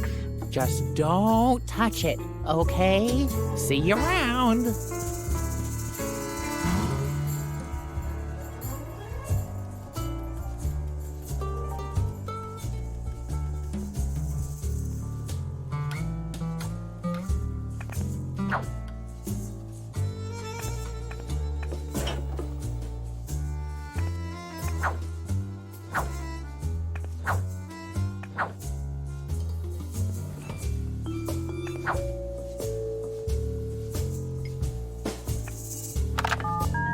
Welcome to Spamey's Pizza Slices.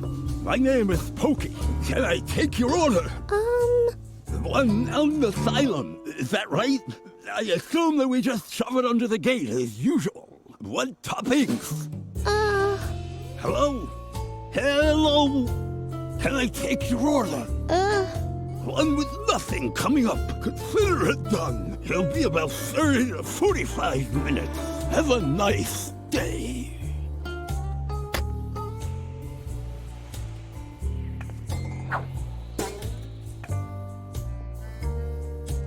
Lily knew how to sheed.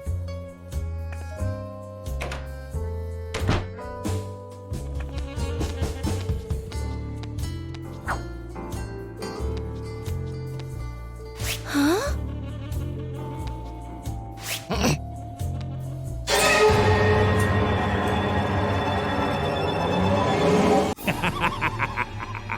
Surprised to see me again? Yes, keep kicking. You won't escape me again. And now hold still until I've decided what to do with you. Lily considered this option, but instead did the following. You must not contradict adults. Strange. The silly rabbit didn't even react to Lily's ball of wool.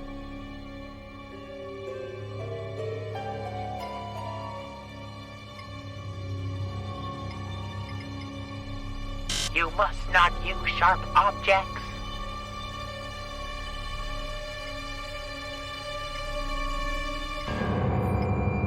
Strange. The silly... The Phantom, she did. The Phantom. That's good. Keep nice and still.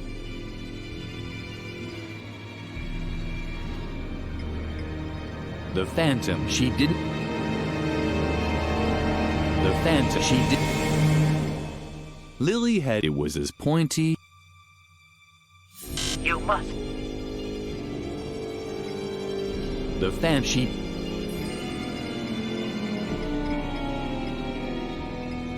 The Phantom, she did. That's.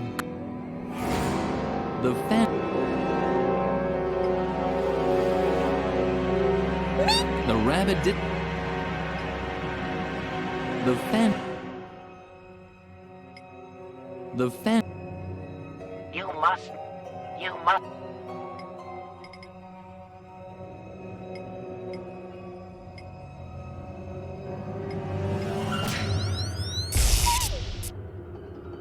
Keep nice. You must.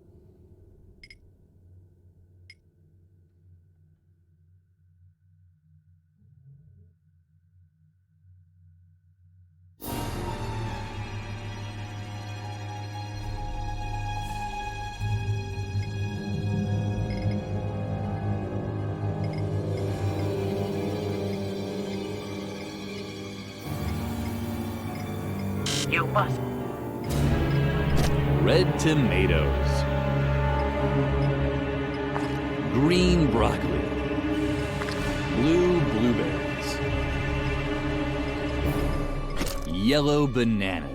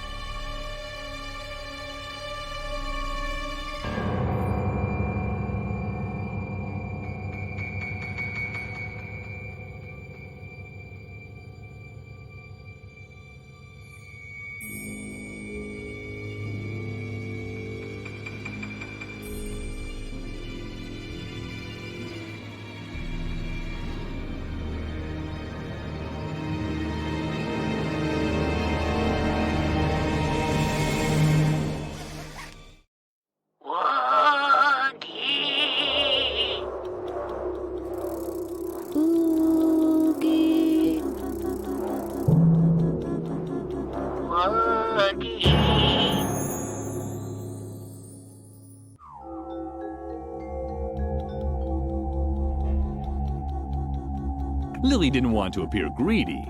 One feather would be enough, just like at Christmas dinner at the convent.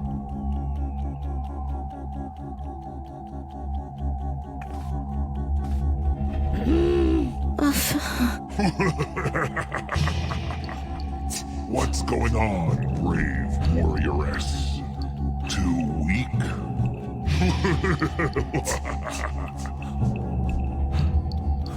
Well, you're very brave to come so close to me. Can't you see my teeth, my spikes, and my sharp claws? Didn't anyone ever tell you to stay away from sharp objects? That would be a tragic error.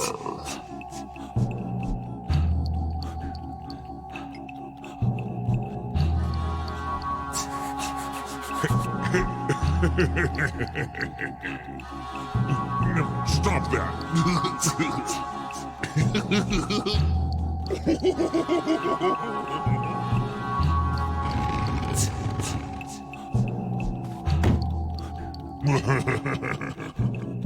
That's right.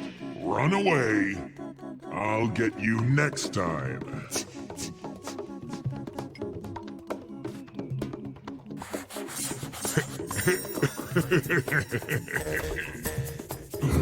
Stop that!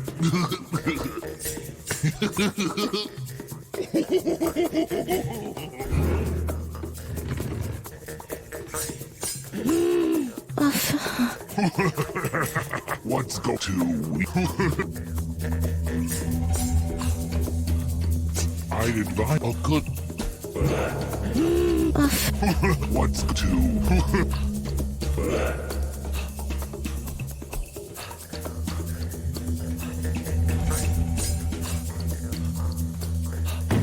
pain. You damn brat. Look what you did. Don't just stand there. Do something.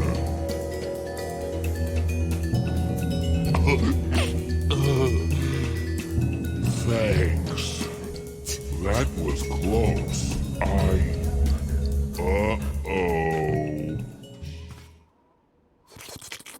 This demon had also made a mistake. It seemed that in certain situations, it really was necessary to handle sharp objects. Lily returned victoriously to reality.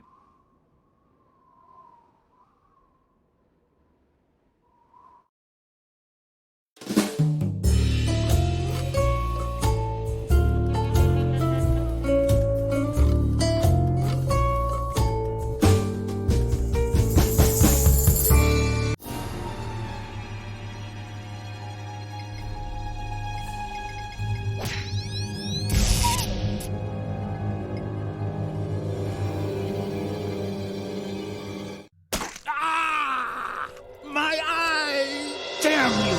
You disobedient brat! Lily fought for air. The phantom's grip was tight around her throat. Disobedient, it had said.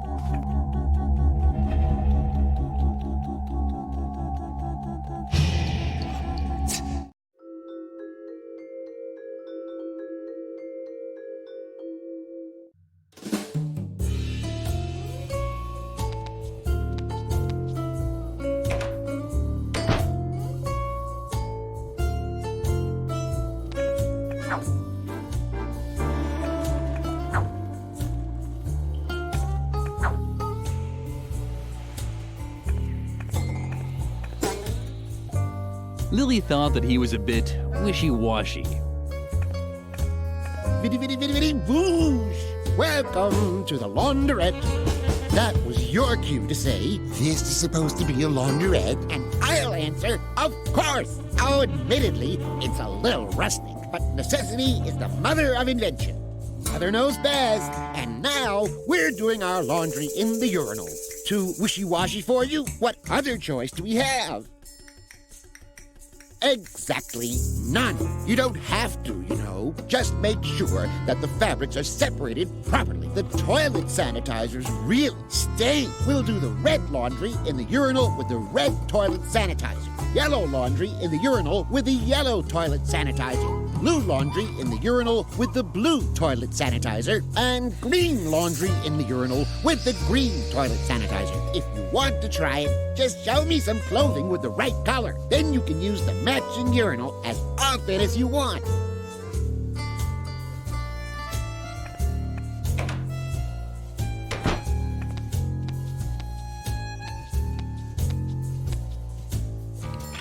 The door was firmly locked.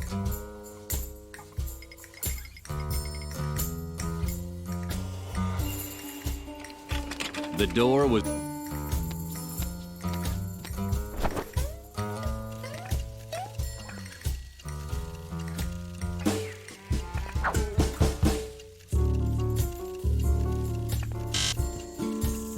Hello, you're not... You know...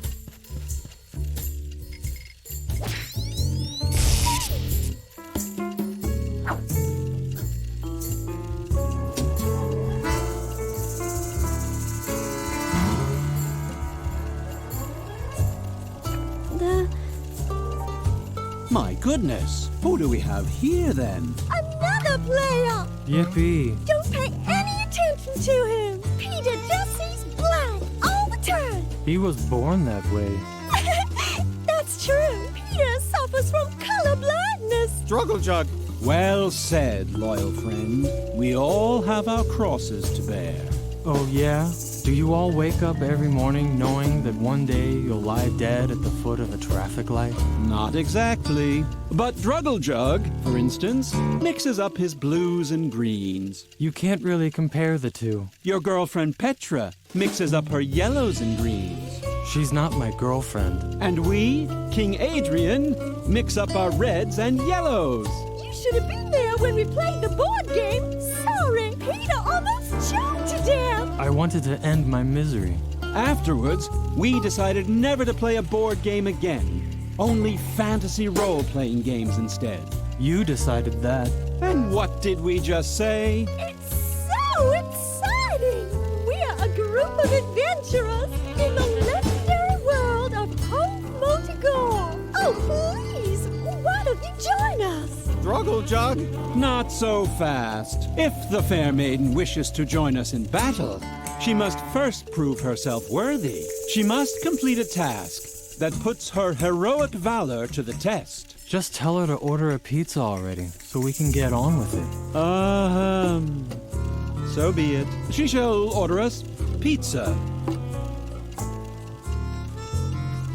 I want broccoli on the pizza, but no tomatoes, please. Struggle Jug? Oh, no broccoli. Struggle Jug? Bananas aren't bad either, but I could just die for broccoli. Oh, yes. Please do. For that, I'd even happily have bananas on a pizza. You only eat blueberries anyway. Yes, I like blueberries, but in this life, you never get what you want anyway. Upon the order of the king, blueberries will be banned from the pizza. Instead, knowest that tomatoes will grace the pizza dough from now on. But I don't like tomatoes. Lily had heard enough. It seemed impossible to get a pizza that everyone liked.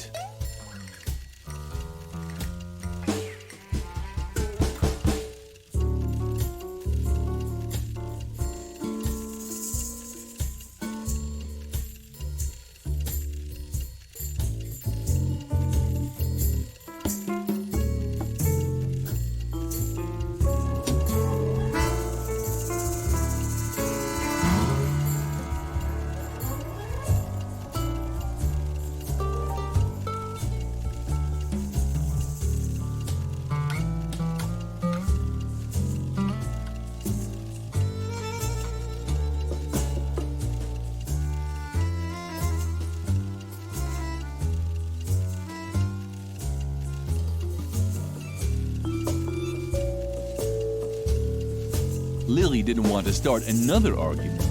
Fortunately, Adrian wanted tomatoes, but no blueberries. Petra liked broccoli, but no tomatoes. Druggle Jug wanted banana, but not broccoli. And Peter wanted blueberries, but not banana. This was going to be tough.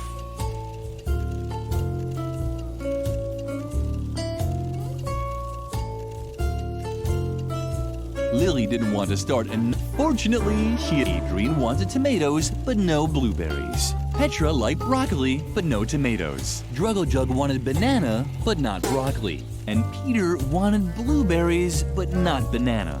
This was going to be tough. Lily didn't want to start. Fortunately, Adrian wanted tomatoes, but no blueberries. Petra liked broccoli, but no tomatoes. Druggle Jug wanted banana, but not broccoli. And Peter wanted blueberries, but not banana. This was going to be tough. Lily didn't want. Fortunately, Adrian wanted Petra liked broccoli, but no tomatoes. Druggle Jug wanted banana, but not. And Peter, this.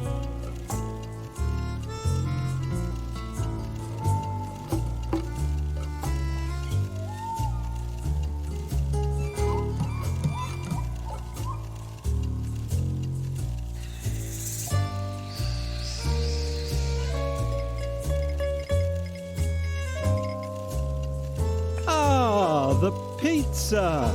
Well then. I didn't want any tomatoes.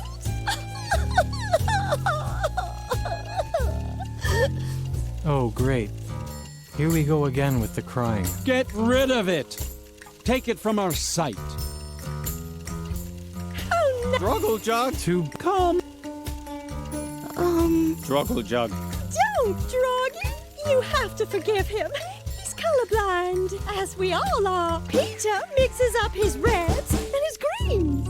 Adrian mixes up his reds and his yellows. Droggy mixes up his greens and his blues. And I mix up my yellows and my greens. Funny, isn't it? Struggle jug. Don't! You have to, as we all are. Peter mixes up his reds and his greens. Adrian mixes up his reds and his yellows. Droggy mixes up his greens and his blues. And I mix up my yellows and my greens. Funny, isn't it?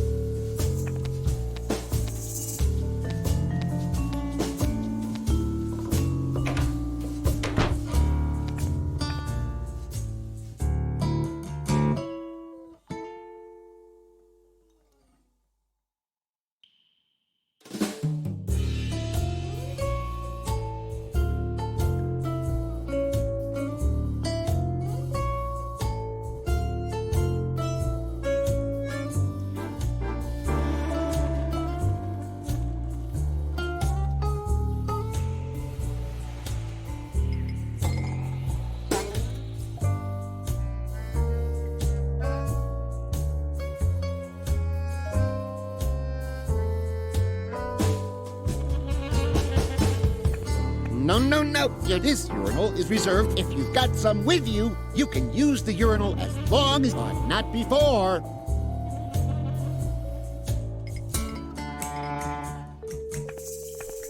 A laundry room is it just has...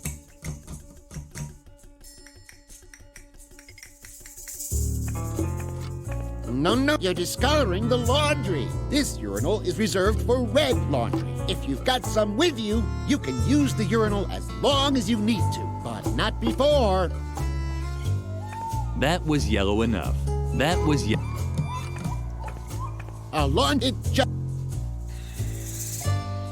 You can keep that if you want. One hand washes the other. That was already freshly. That was our...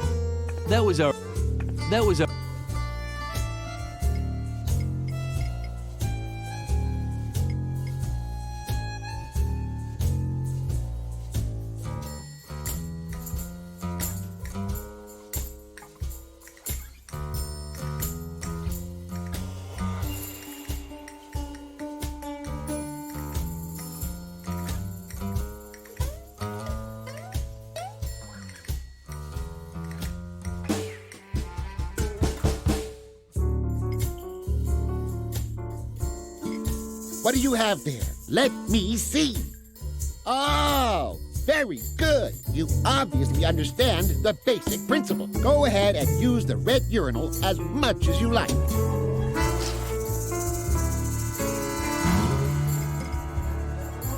How about that? Red bananas.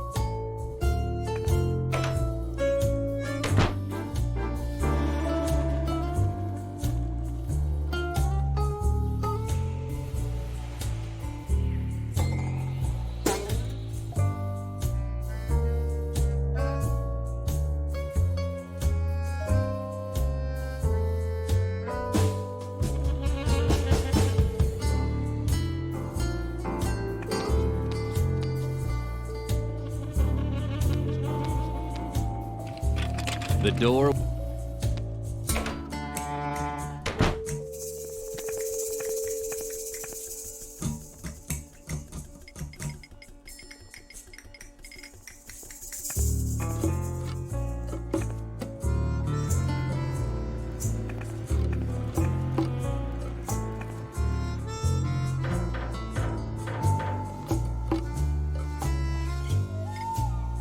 What do you have there? A feather duster?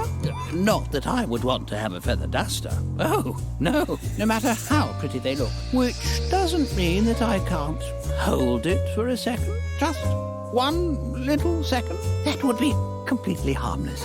Don't you think? Give it to me now.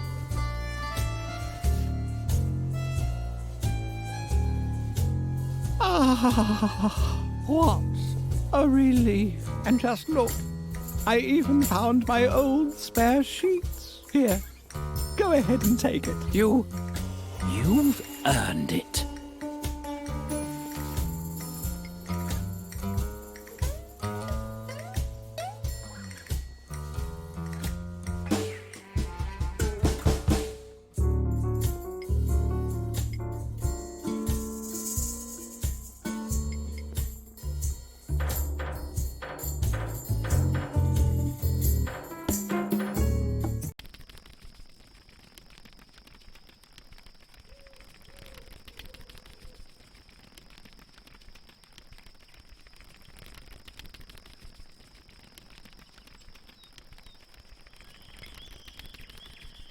The idea was good, but Lily's... The idea was... The idea...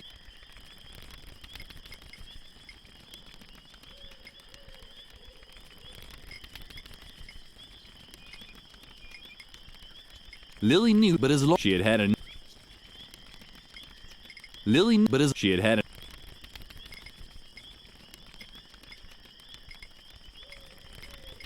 Lily knew food, and when...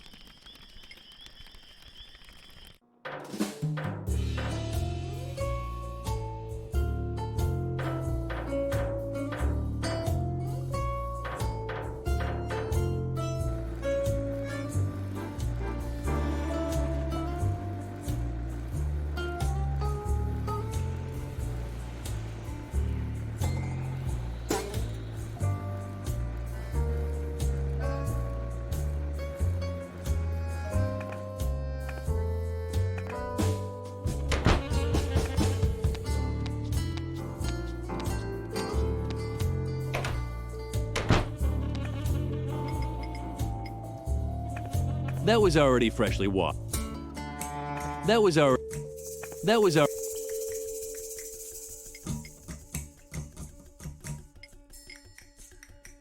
That was our...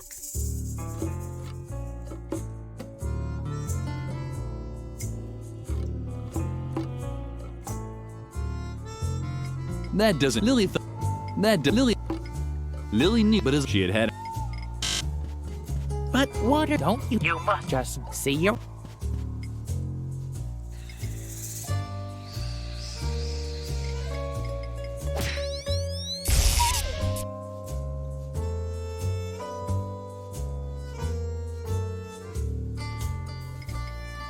Perhaps Mother Superior had been right to throw Lily out of home ec class. Lily just didn't know how to use needles properly.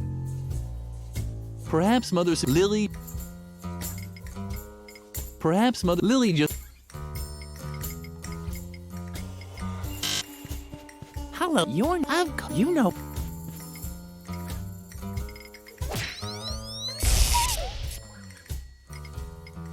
Perhaps Lily just be cheaper for... That does... Lily... Perhaps Lily... But that did... Just be cheaper for...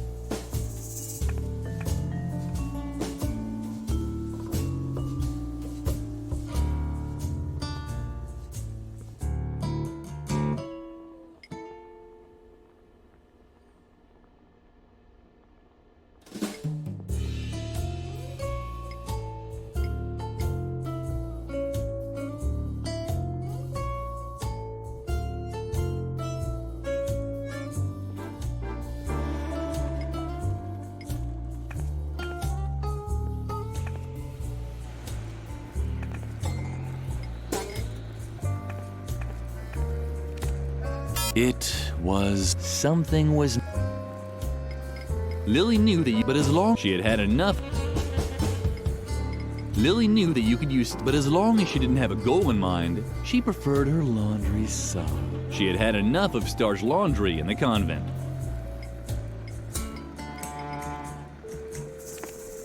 It was... It... Perhaps Lily... It... Some...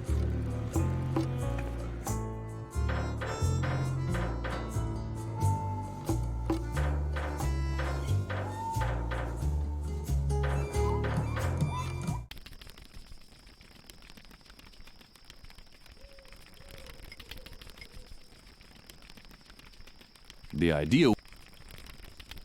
Perhaps Lily... You must.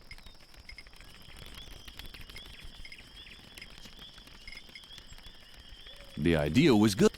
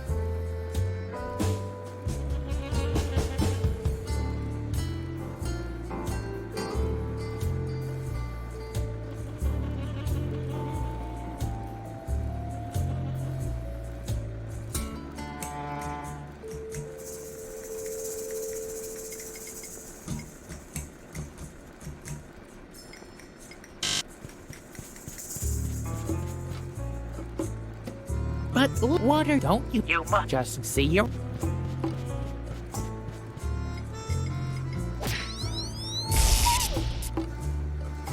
Perhaps Mother's Lily just... Perhaps Lily...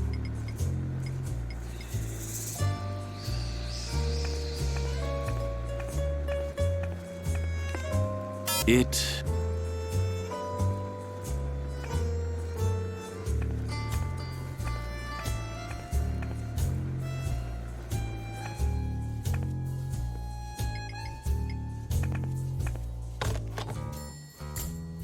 Dr. Marcel would surely be pleased. With the help of his credit card, Lily made some confetti.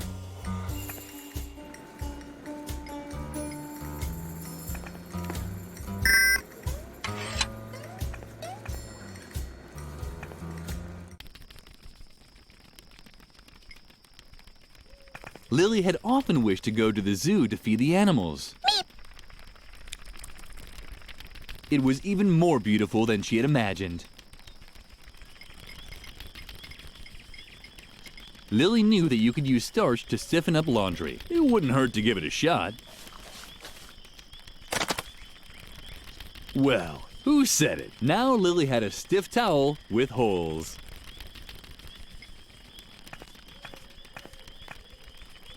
Hello, stranger. Before you say anything, please take a deep breath. And is that what freedom smells like? Or is it just regular air consisting of oxygen, carbon dioxide, nitrogen, soot from the asylum's new chimney, and a touch of diesel oil from the garage? I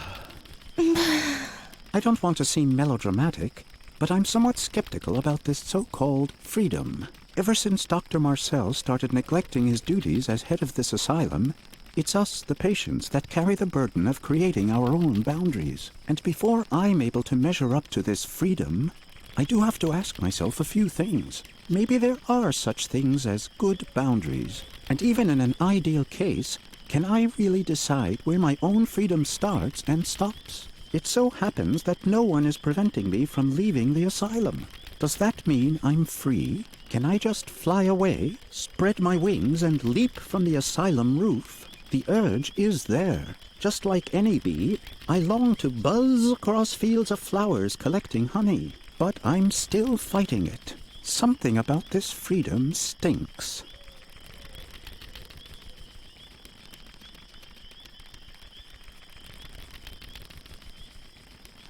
I'm skeptical. Although I have the urge to spread my wings and fly off into freedom, can I really judge where my own boundaries lie? Something about this freedom stinks.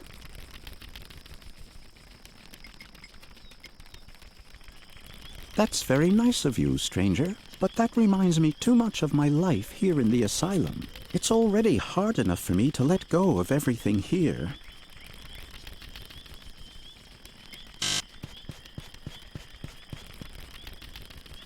Hello, Lily. You're not going to play with fire, are you?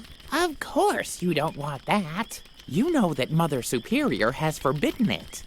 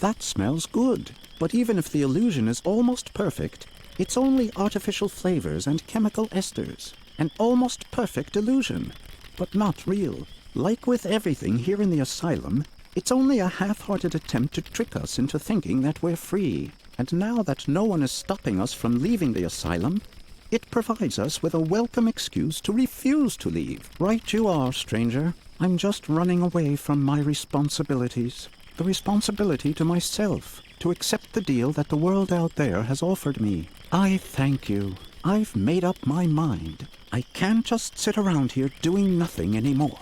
I should buzz across fields of flowers and collect honey. Toodaloo, asylum. Hey-ho, freedom.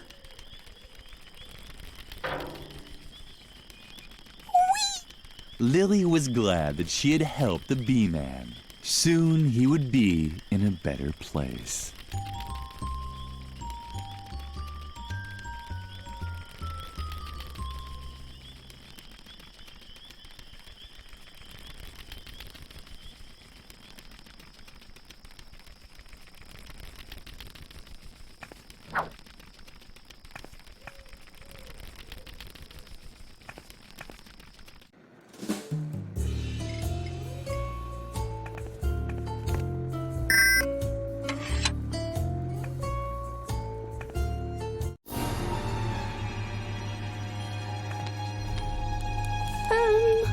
Yikes! What are you doing here? Are you actually dead?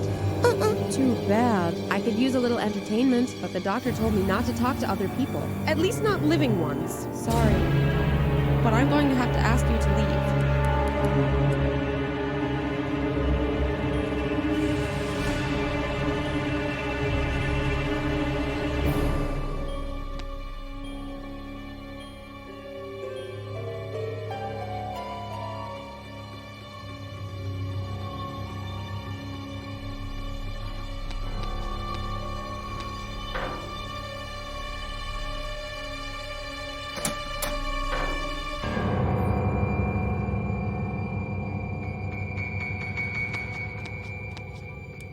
You shouldn't be here. I'm not allowed to talk to people. At least, not living ones.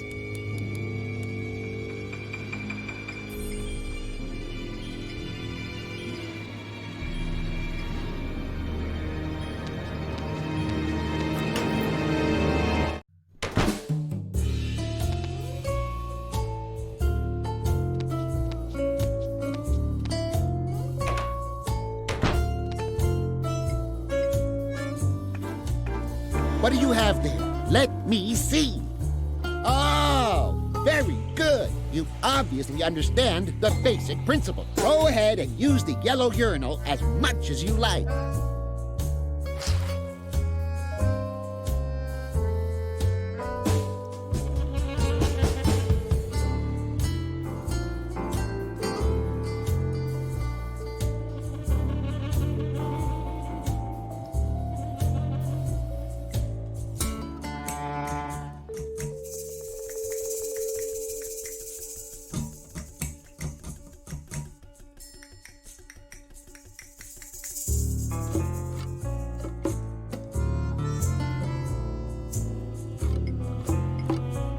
How about that? Yellow blueberries.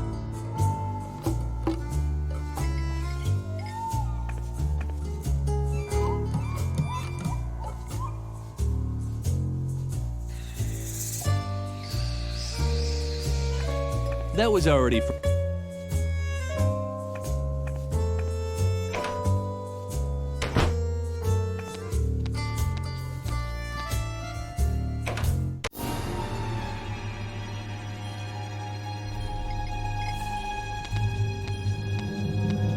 The narrator was slowly losing interest in coming up with motives for Lily's action. The truth of the matter was, no one knew what she was doing and why.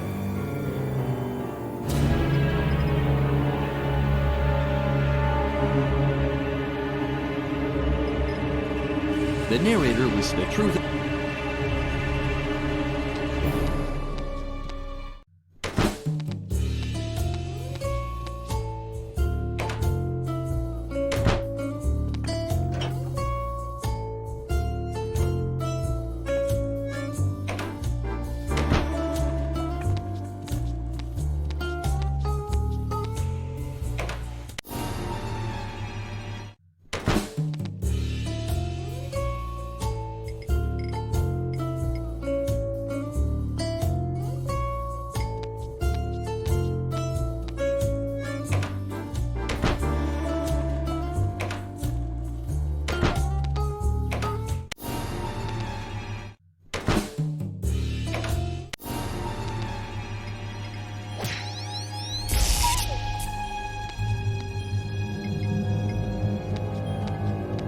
The narrator was the truth.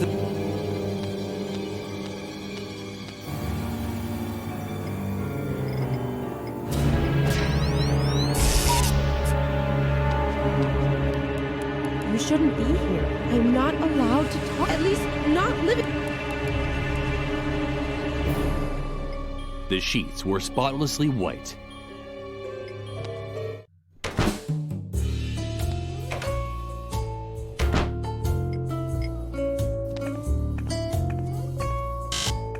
But water don't you must just see your...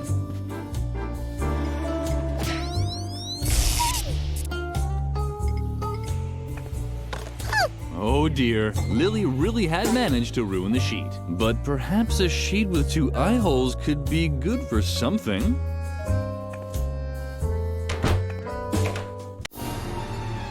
Oh dear, Lily really had managed to ruin the sheet. But perhaps a sheet with 2 eye holes could be good for something.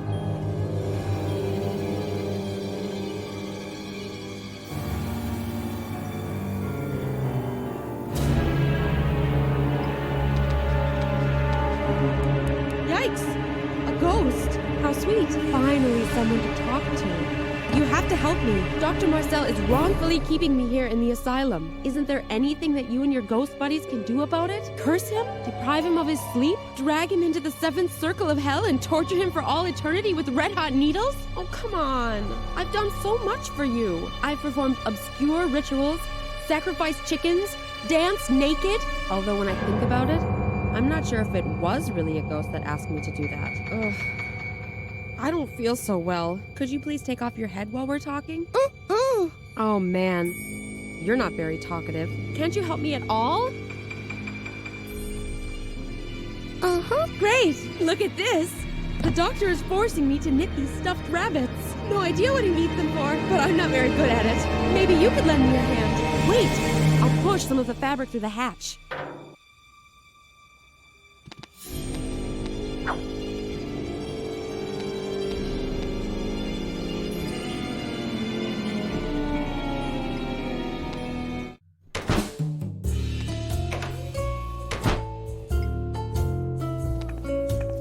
What do you have there? Let me see. Oh, very good. You obviously understand the basic principle. Go ahead and use the blue urinal as much as you like.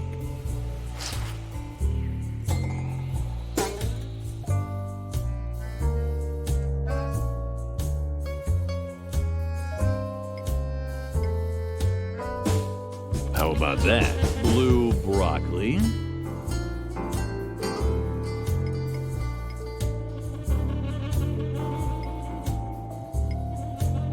That was already freshly...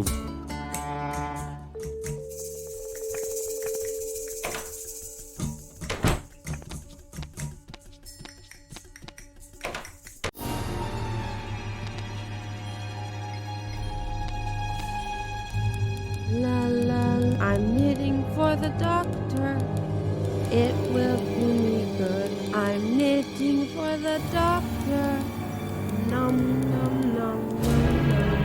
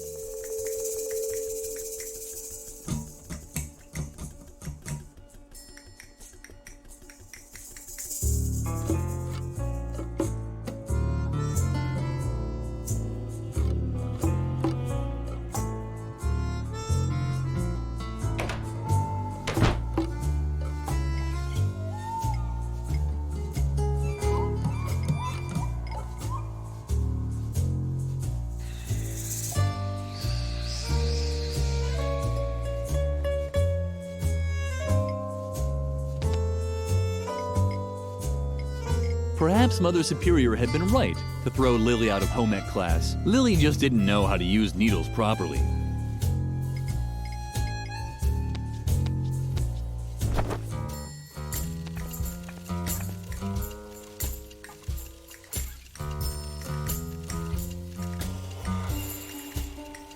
Oh, no. Struggle jog? Too bad. Come hither. You're probably wondering why Droggy has a green pillow on his head, right? Struggle jug? My goodness, she's right. What on earth are you wearing? You're embarrassing me in front of my new subject. Struggle jug. Yes, it is a little strange. Wait until you've heard the explanation. Today should have been Blue Pillow Day. Struggle jug.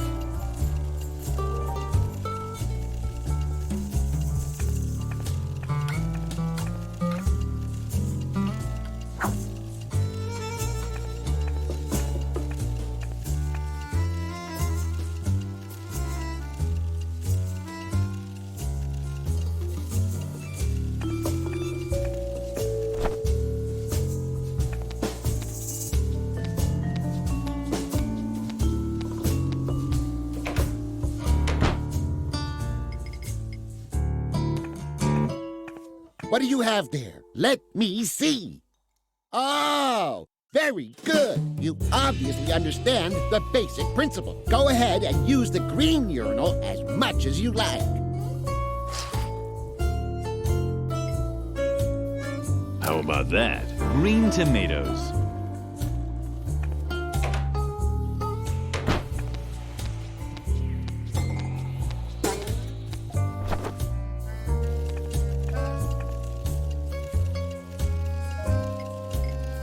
Red bananas. Yellow blueberries. Blue broccoli.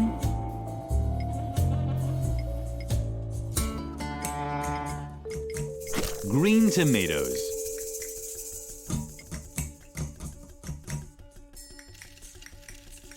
Oh, no! Struggle jug. Too bad.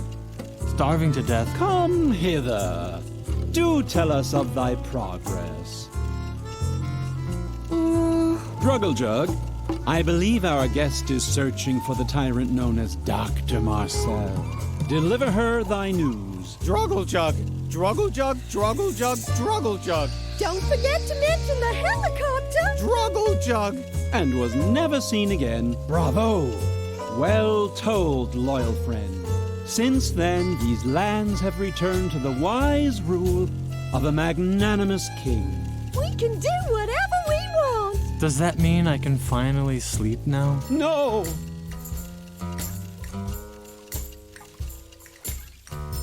You... Struggle jug. Yeah, you heard him. Bringest thou the pizza first? Then thou may join us in play. It's really easy! All you need are dice, pencils, paper... And don't forget to bring a tendency for humiliating yourself. Struggle jug.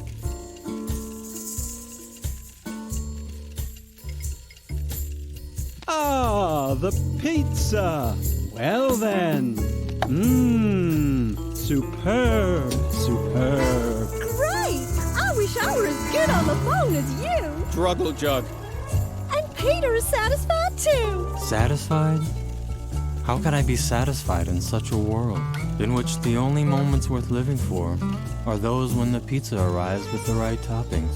That means yes! We owe you one. Peter almost starved to death! It's not that bad. I've already lost all hope of dying honorably anyway. Struggle jug. Well said. Now that the food is taken care of, let us begin the game. Don't you want to play too, sweetie? You'll see! It'll be incredibly fun! If you take pleasure in such excessive self-degradation. That and a dice cup! Struggle jug. Uh-huh. So be it. Then follow us into the world of Hoth Motigor.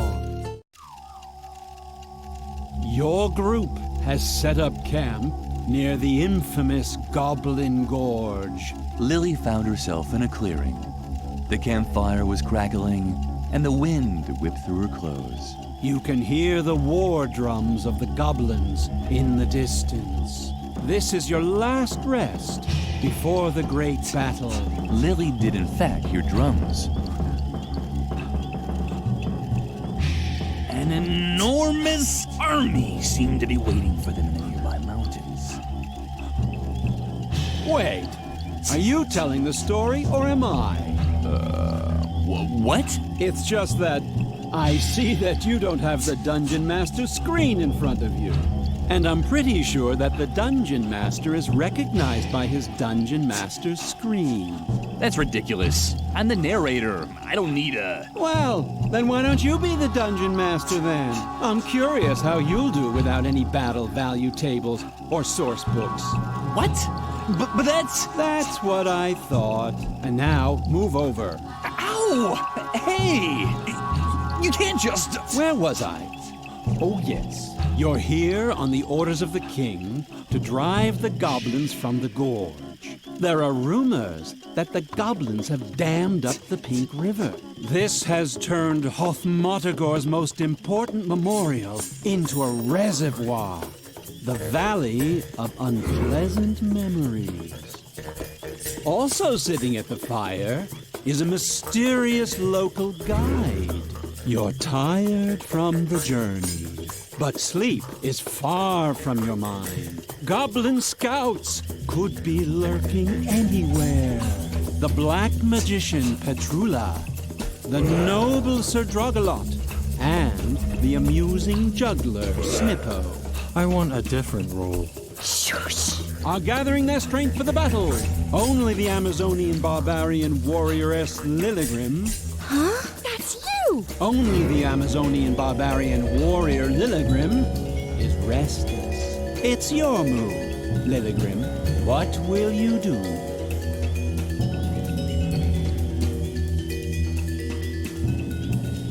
Roll for charisma, Peter. Do I have to?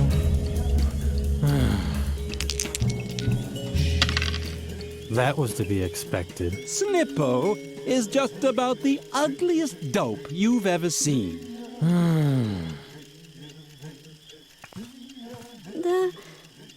Hello, Lilygrim. Would you like to be amused by my funny pranks? Then watch me. And are you amused?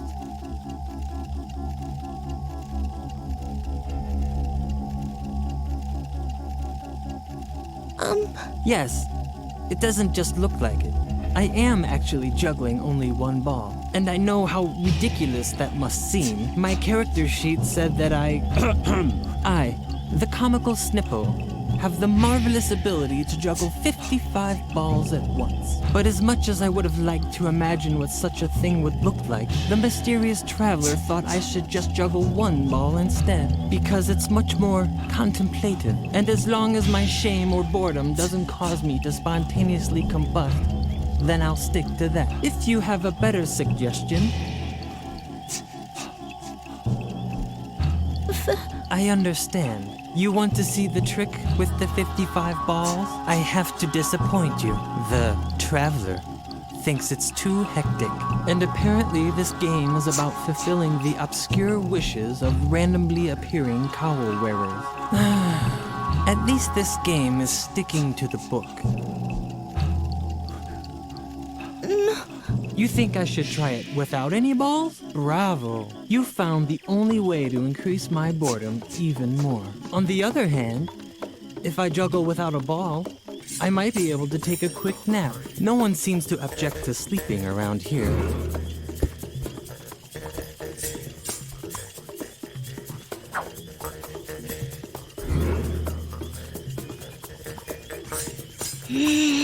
My goodness. Whom do we have here then? A little barbarian warrioress. I sense great anger in you. Could it be that the thirst for battle sits in its little chest? Then let me give you some advice. Swallow it. The most successful battle is the one that doesn't even have to be fought.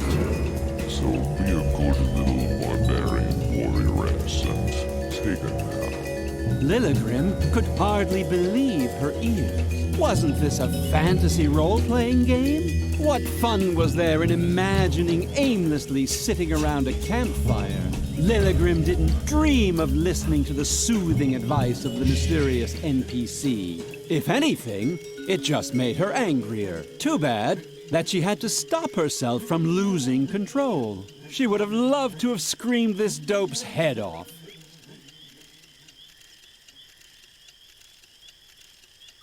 You see a large cauldron. Roll for perception. You discover a safety valve. The campfire crackled atmospherically. Where is... Too bad. I especially burned a CD of campfire sound effects. I must have left them in the fire. Just imagine the crackling.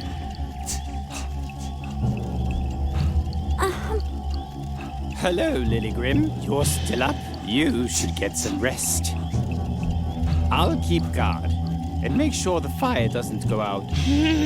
Don't look so grim. Your thirst for action is honorable, but the mysterious traveler is right. Strength lies in tranquility. Lilygrim felt like screaming at the brave Sir Drogalot. She hadn't traveled all the way to Goblin Gorge just to sleep, but something kept her from losing her temper.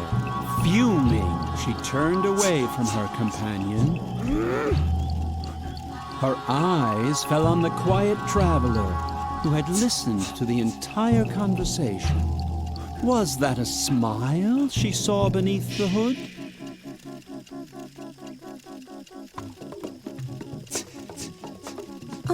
Are you worried about the fire?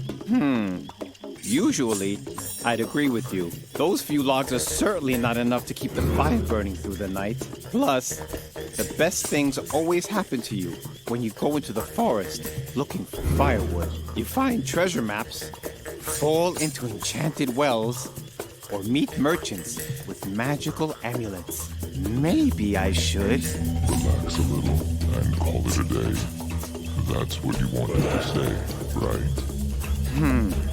The traveler is right. There doesn't always have to be an adventure, and the night is pretty warm. I'll wait up to put the last log on the fire. Then I'll turn in too.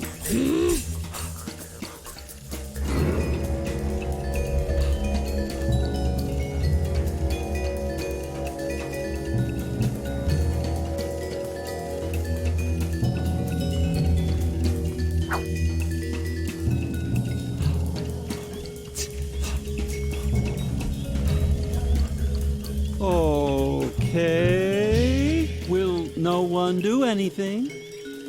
So Drogalot? Druggle-jug? In character, please. Drug? Not yet, Lilygrim. The fire should last the whole night. Go easy with it, okay? The fire has to last the whole night. Don't startle me like that. Can't you see I'm watching the kettle?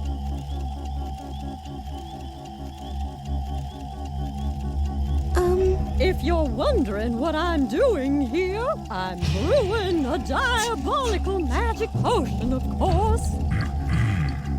Well, it's actually a calming tea. I really wanted to conjure some coffee demons, but they don't let you get any sleep. And we do need our strength for the battle. Now I have to watch the kettle before it starts to whistle. The traveler has such sensitive ears. Don't you want to sleep? I wonder why. Because I'm really exhausted. Oh, if you're staying up anyway, do you think you could watch the kettle?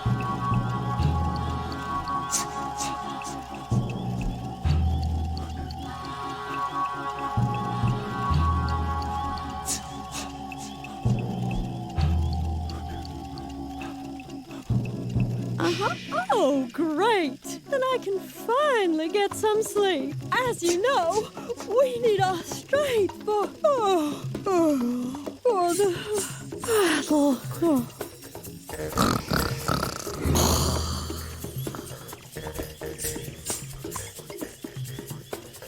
You try to roast it. Takes what?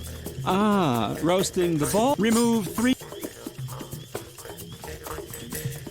Good! The ball was stuck, but the pressure in the cauldron still wasn't enough for something to happen.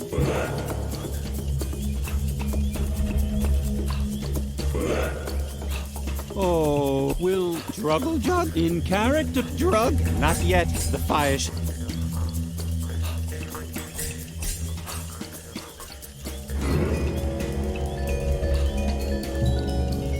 Go ahead and lie down. I'll make sure that the fire...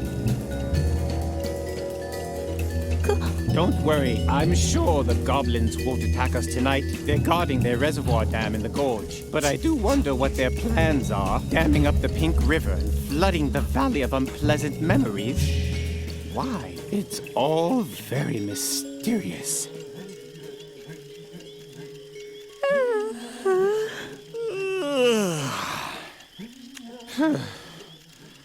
Are you as tired as I am?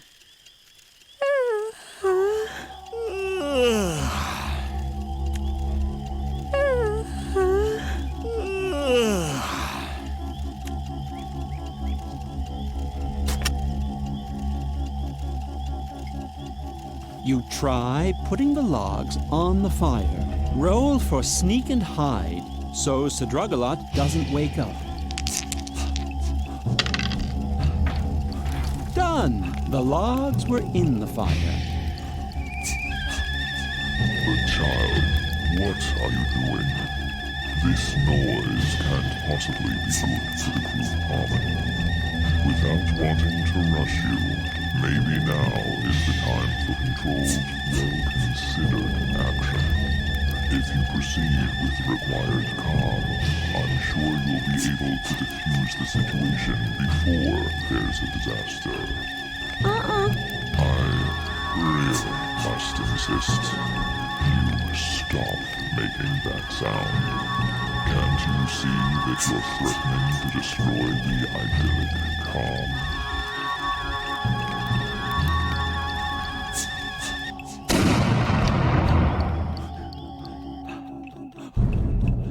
But that's to arms! They've declared war on us! Sound the horn!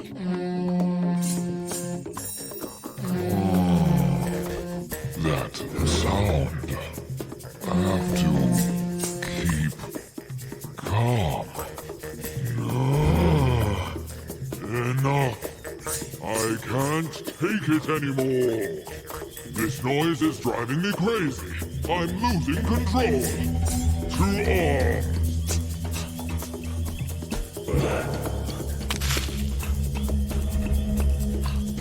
Finally, the fun part of the role-playing game began. The group stormed the battlefield with no restraint. They were led by Lilligren, who furiously swung her berserker sword in circles. And as the dice rolled in the institution, so did the heads of goblins in Hoth Modagor. It seems it is a good idea to occasionally vent your rage. It was a short battle. The goblins were powerless against the fury unleashed by the group. The plans of the Goblin King were thwarted. Lilligrim found the defeated monarch cowering beneath one of the support beams of the dam. Lily. Poor, foolish Lily. That was a terrible mistake. Lilligrim was still wondering what he meant when she heard an ominous crack above her.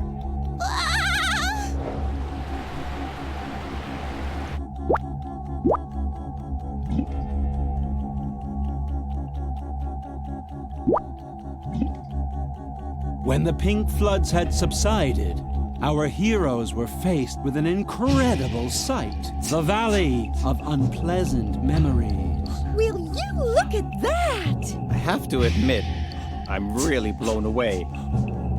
We shouldn't be here. Ha! You've always been quite the comedian, Snippo. No, I mean it. This valley is cursed. I heard that. Wait a second. Lily? What's wrong with her?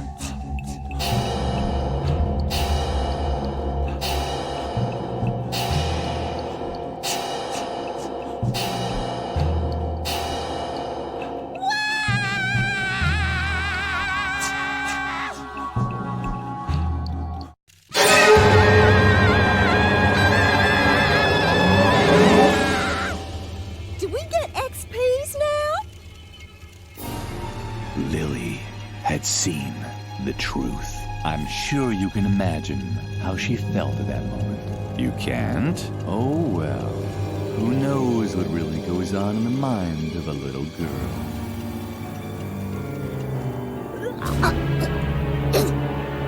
You feel all right, little girl? Little girl? Hello? Are you okay? I was worried. You know? Brr. Am I crazy? Or did it just get colder in here?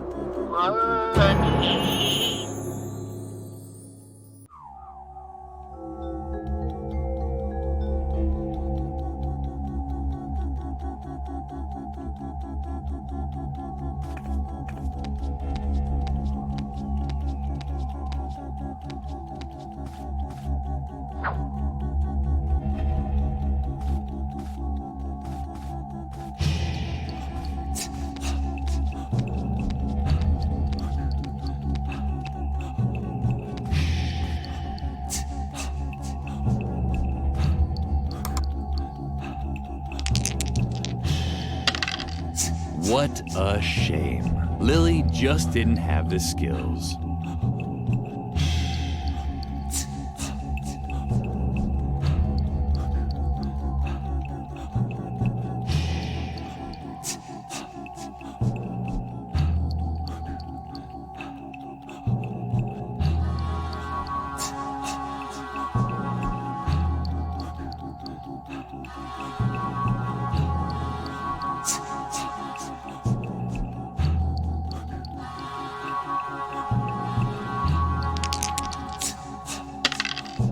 What a shame. Lily just didn't have the skills.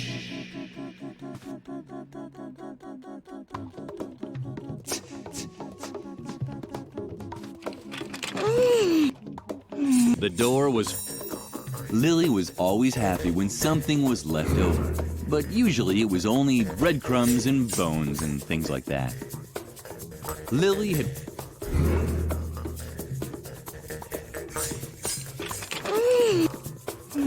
The door was firmly...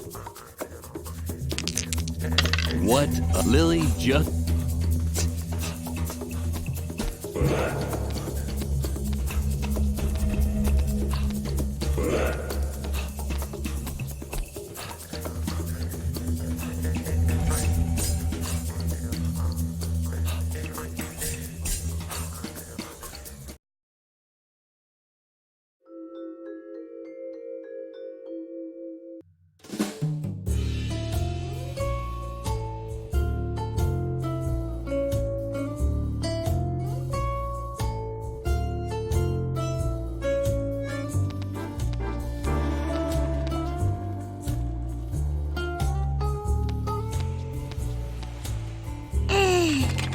The door was... The door was firm... But Lily, what are you doing there? Don't you remember? You must not use sharp objects. Just don't touch it, okay? See you around.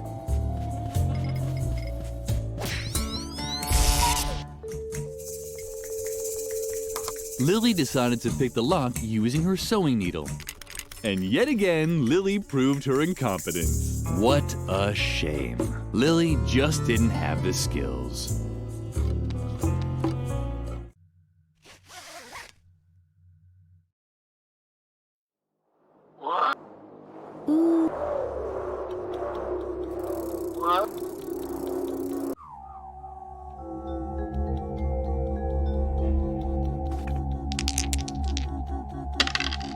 What a shame. Lily just didn't have the skills.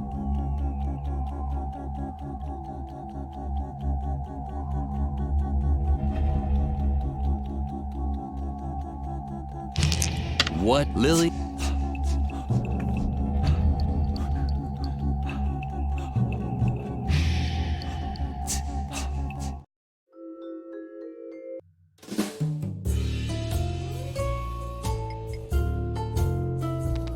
Lily had what she liked.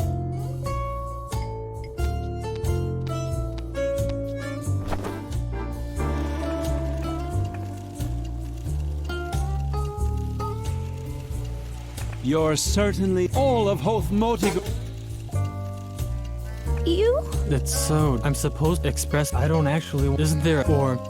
Peter's dithering made Lily furious. Couldn't the notorious whiner Lily would have liked to smut?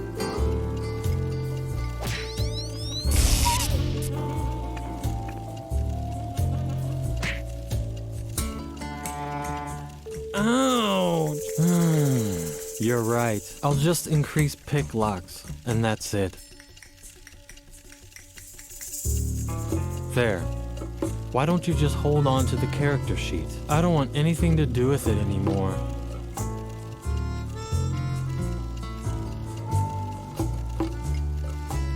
Lily wished she was as skilled as her new role-playing character.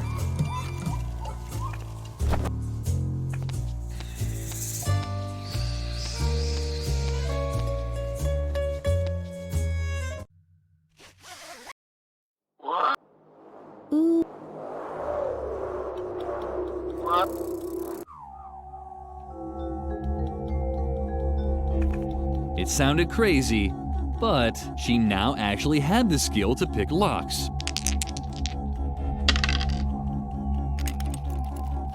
Done. The gate was open. She wondered if...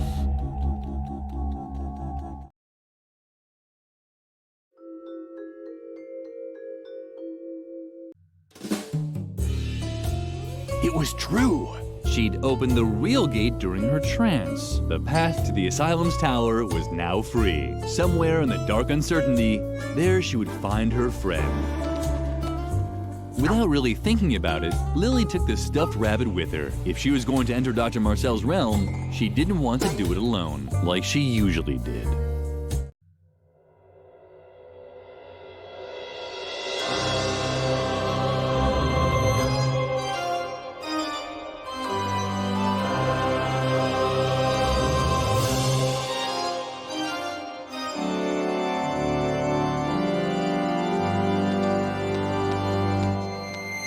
The door was firmly locked. Lily was certain this had to be the cell that Edna was being held in.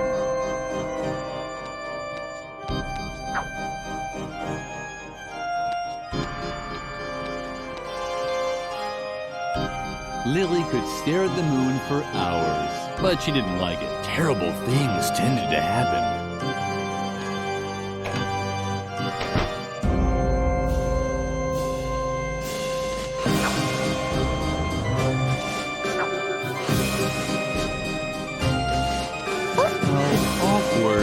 Lily had destroyed the termite farm.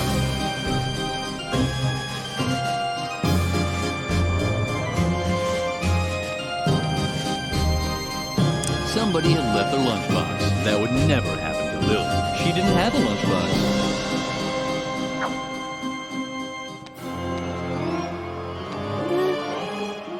Leave me alone. I'm a hopeless case. Father was right. Yes, you heard correctly. I'm Reuben, Dr. Marcel's secret second son, Alfred's older brother. Lily didn't know who Alfred was, but she still thought it was appropriate to catch her breath in shock. We were supposed to have the perfect upbringing. Pop thought traditional methods were inadequate. That's why he began developing his own, while Alfred responded to his practices. I developed conspicuous behavior. I was a failed experiment. Pops was so disappointed that he kept me in the asylum cellar, hidden from the outside world. Alfred, on the other hand, was presented as a shining example of his parenting methods. I never had a chance to make him proud of me. Since Alfred died, everything just got worse. I'm invisible to him. A ghost, a bad dream. The strange circumstances surrounding Alfred's death showed him that childishness is a disease that needs to be eradicated. I should have died back then. If I could only see my brother one more time. I never got to say goodbye to him.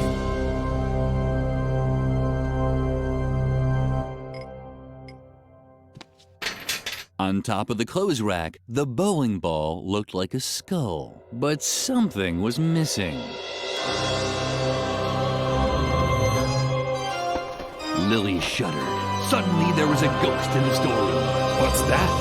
A ghost? Hey, listen here. If anybody's gonna do any haunting here, it's me. Beat it. If you see Alfred, tell him to haunt round this way sometime. I never got to say goodbye to him.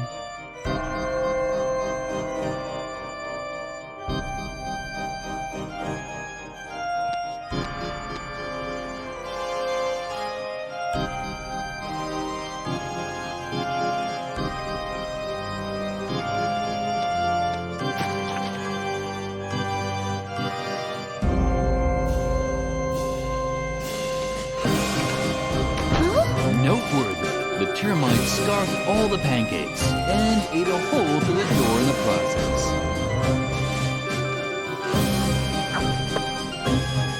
The door was firmly locked.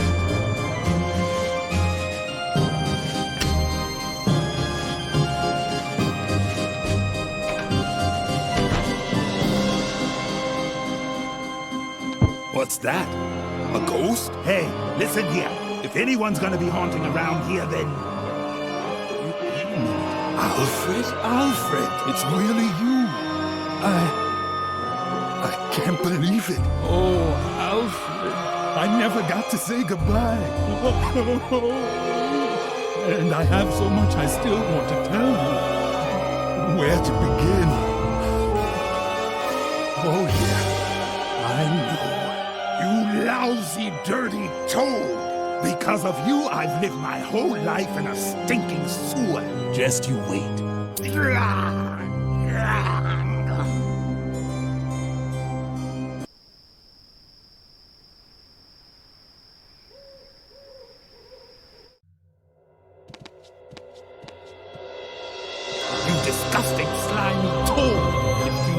dead already, I'd wring your neck now. Lily thought it was best not to disturb the phantom. It should take all the time it needs to say goodbye to its brother.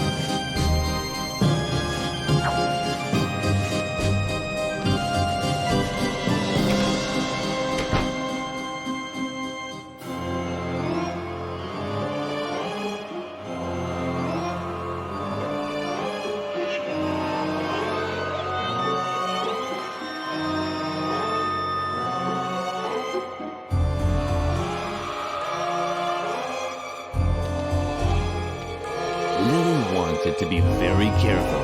Damn, it seemed that there was already a key in the keyhole on the other side of the door. The mirror was too high, but Lily had never liked her reflection. The door was firmly locked. Damn.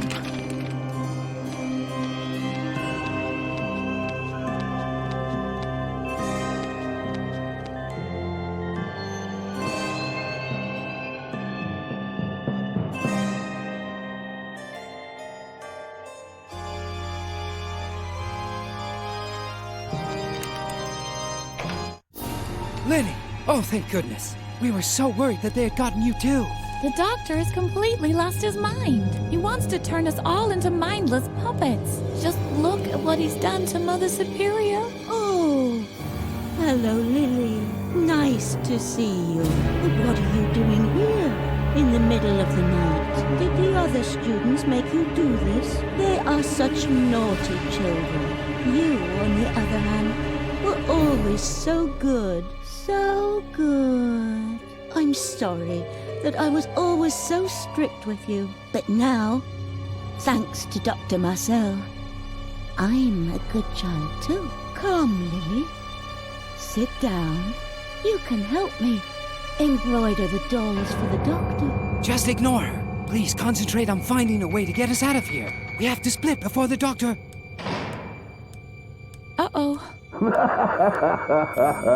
I finally caught you. I was hoping you'd show up here. I can use all the help I can get to speed up production of my hypnosis dolls. Soon, I'll be delivering them across the entire world. And then, naughty children will become the stuff of fairy tales. Once I've subjected you to my improved hypnotherapy, nothing can stop me.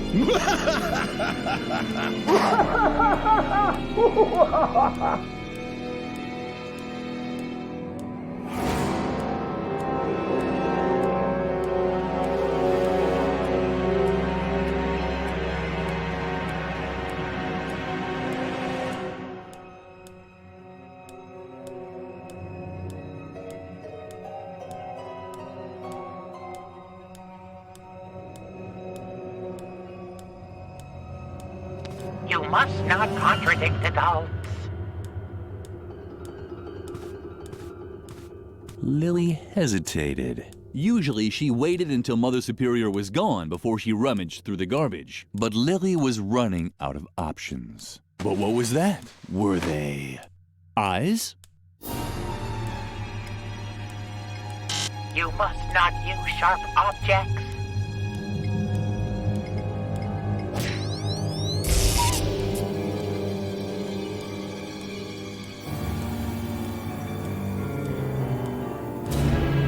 Lily had an idea. She knew she couldn't sew very well, but maybe it was good enough to give Harvey back his old eyes. However, something was missing to implement this plan.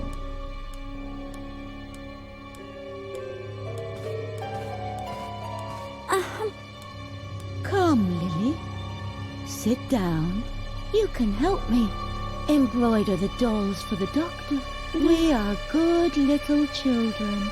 So good. It appeared that Mother Superior was under the influence of Dr. Marcel's hypnosis. That means she wouldn't be much help. Lily caught herself wishing the old, strict Mother Superior was back.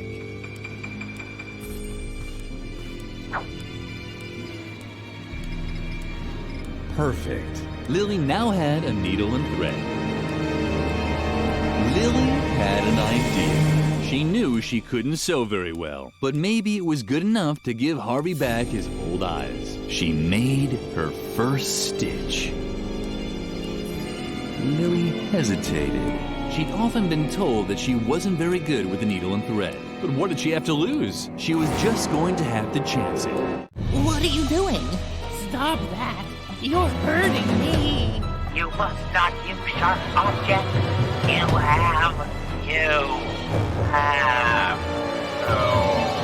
have to scratch my fuzzy butt. I'm back! I can hardly believe it. I'm my old self. Harvey? Is it really you? And there's Edna! Come on! Go, go, go! Let's set fire to something and fly to the moon! Just so we can eat it up! Go for it, Lily! What are you waiting for? Let's tear this joint apart! Yippee!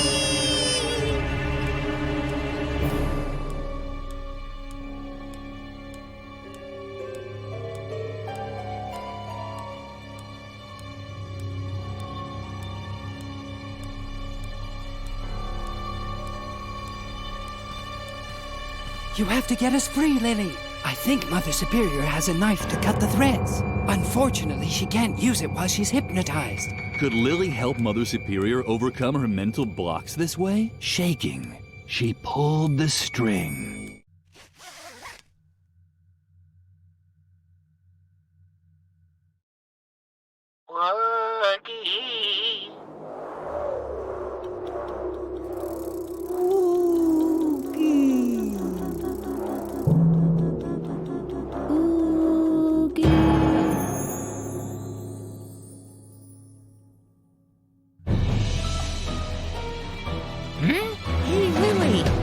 Here too. Cool. What's that? Some kind of fight? Less talking, more fighting.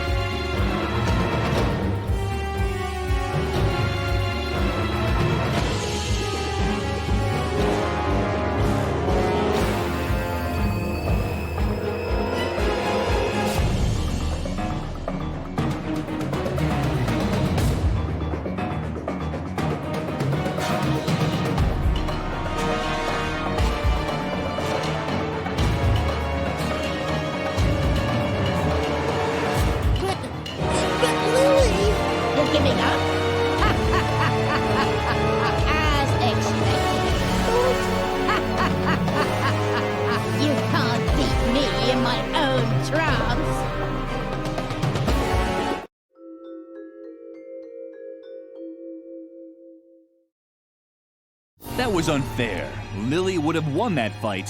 How was she ever supposed to break down my...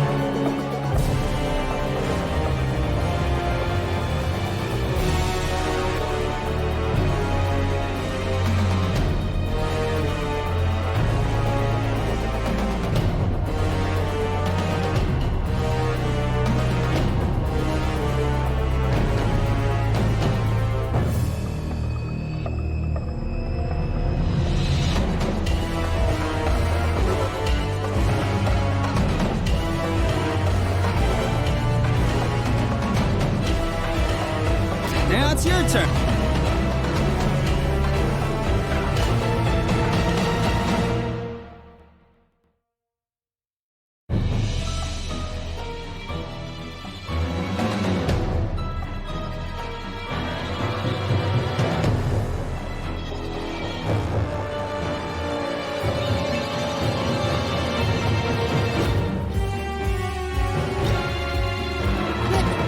You get eyes.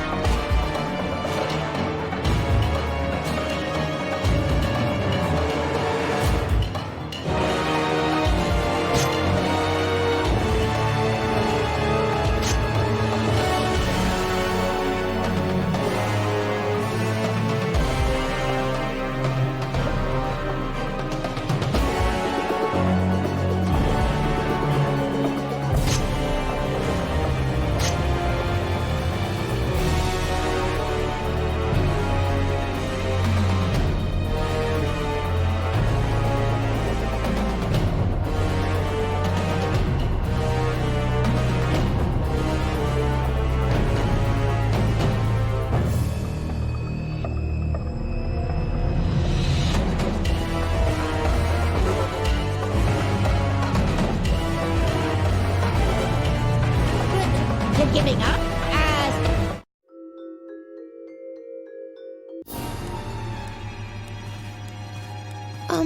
I'd give you a hug. This wool version of an ape. Can we postpone this touching reunion scene until later? First, we need a plan for how to get down from here. Your mama needs a plan. My mother has a plan.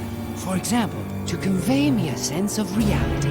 What's your mother's plan? Oh, I forgot. You no longer have any parents. Oh, that's mean. What? Oh, Lily is right. We should concentrate on getting out of here. Agreed. Twit.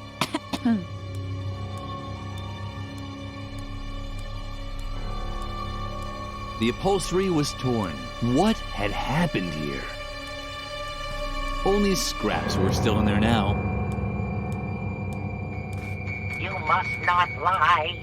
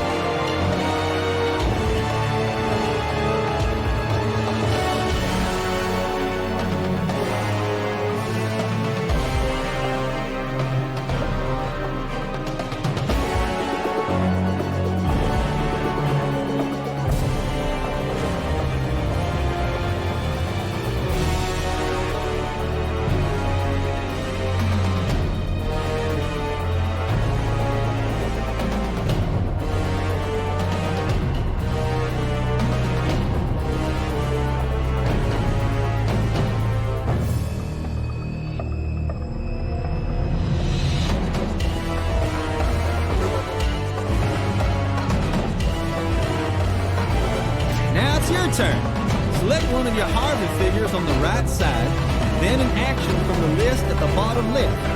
Finally, where it should be executed. Read the instructions in the action window to decide which action you want to use. Each Harvey can normally move once each round, but be careful. Them there Harvey demons will put up a fight. But Lily, you're giving up?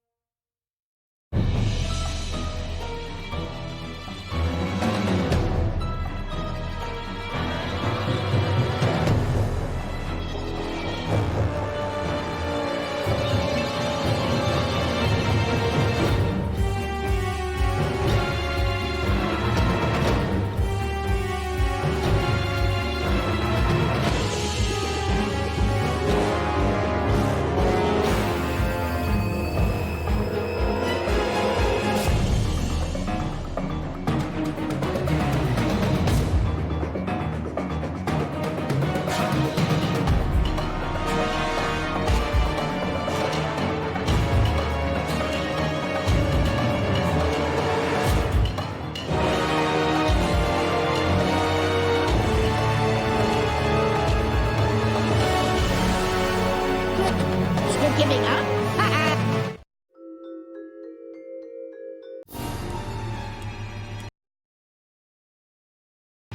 The door was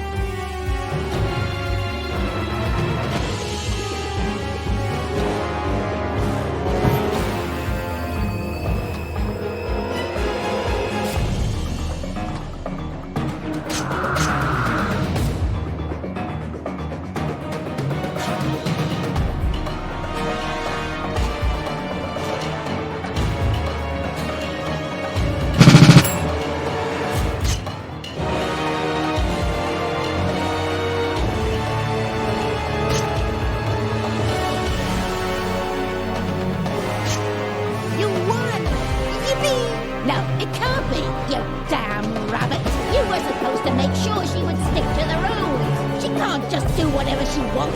Of course. Riot! But we need rules. Otherwise...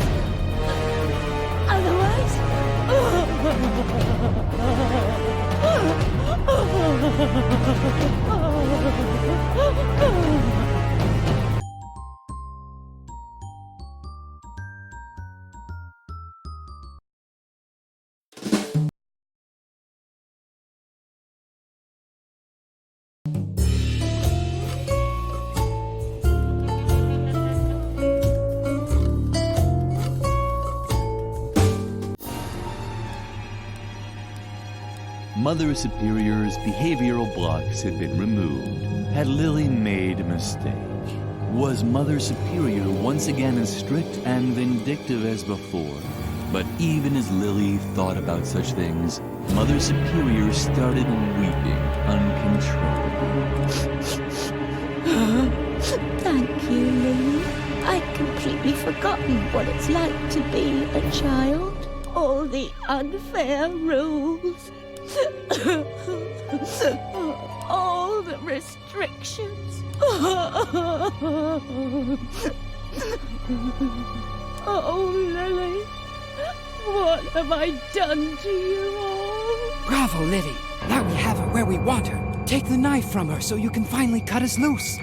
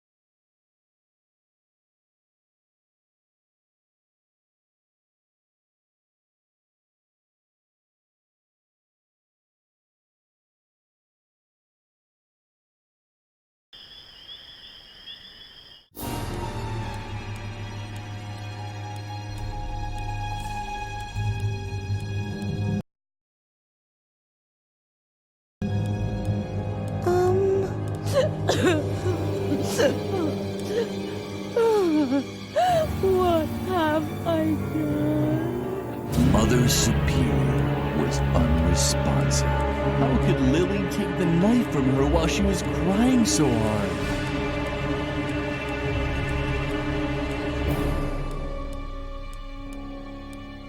Lily had often seen Mother Superior desperate, but never crying.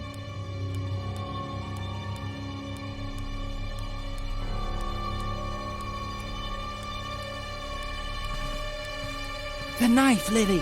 Find a way to get the knife from Mother Superior. Then you can finally cut us loose.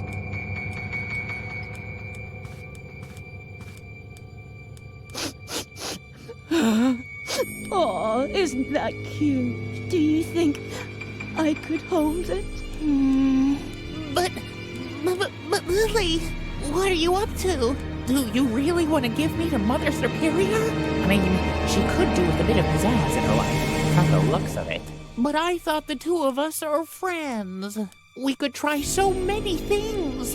Come on, let's light a few things on fire. Or talk with Edna. Or build something crazy out of different stuff. Or... Do you really want to give me to Mother Superior?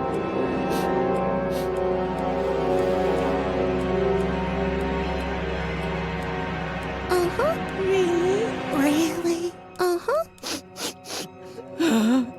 Oh, Lily.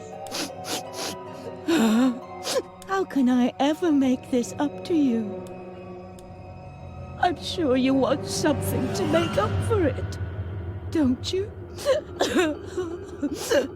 Unfortunately, this knife is all I have. Do you think it would be enough? Wonderful. Oh, thanks for everything. Well done. If you carry on like this, I can imagine hiring you as a deputy someday. Or I could hire you as a cosmonaut's assistant, which is even cooler than a deputy. Whatever. Just please, cut us loose, fast. Then we'll figure it out. I've already come up with a plan. I'm sure you know the story of the girl who ran away from Dr. Marcel's asylum long ago? The same girl that pushed him down the stairs that same night? Well, I never told you this, but that girl was me. What a surprise. Yeah, and that's why I know my way around here so well. Behind the cushion over there is the famous ventilation shaft that I used for my escape back then. We'll be free in no time at all. We'll have to get past Dr. Marcel's office first, but, Lily? Is something wrong? Come on, Lily. Cut us loose. What's going on? You're not going to do something stupid, are you? Lily, where are you going? Lily! Lily!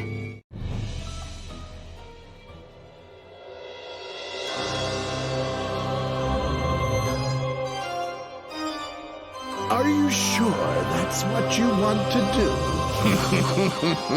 Excellent.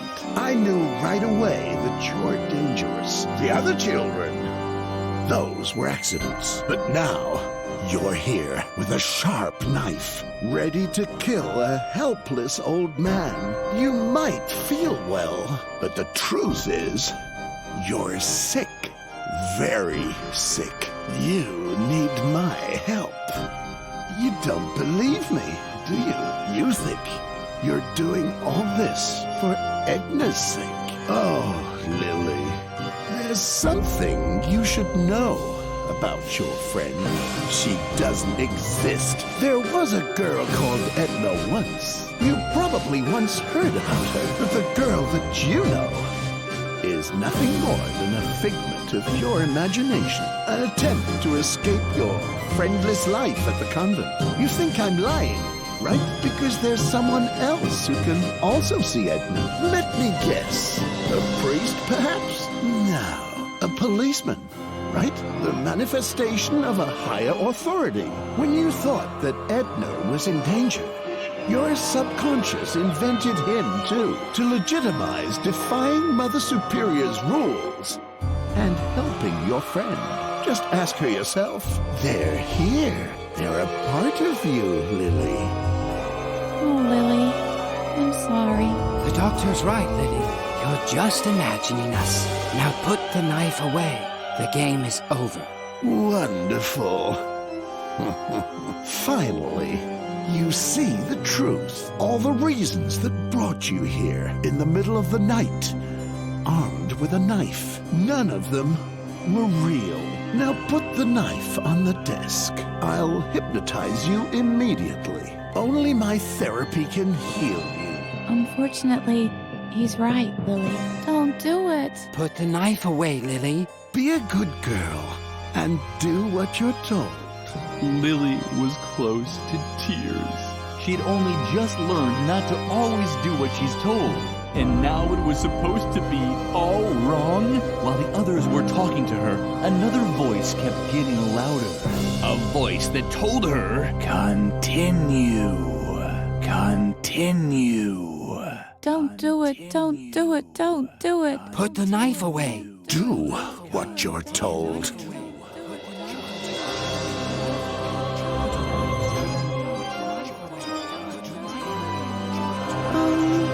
Continue.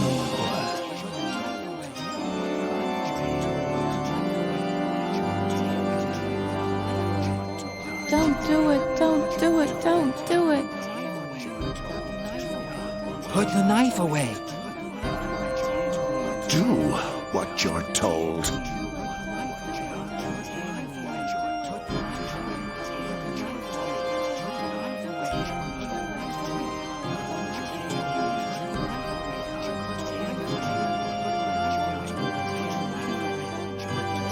Continue.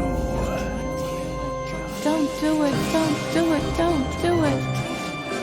Put the knife away. Do what you're told. Continue. Don't do it. Don't do it. Don't do it. Put the knife away.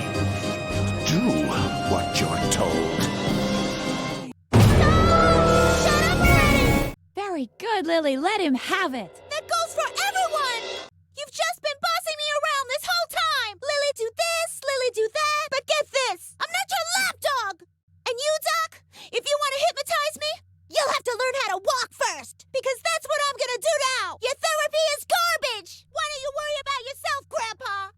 Lily kept wailing until she was hoarse. Finally, exhausted yet relieved, she started heading back.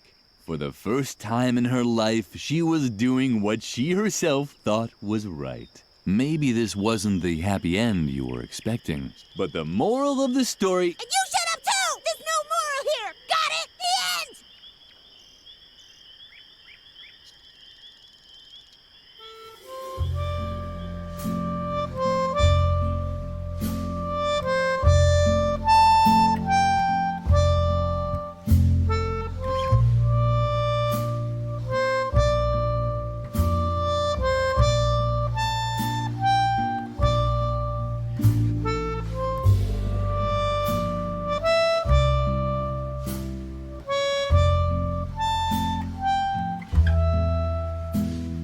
It seems like you need to be solaced, telling from the scratch on your knee.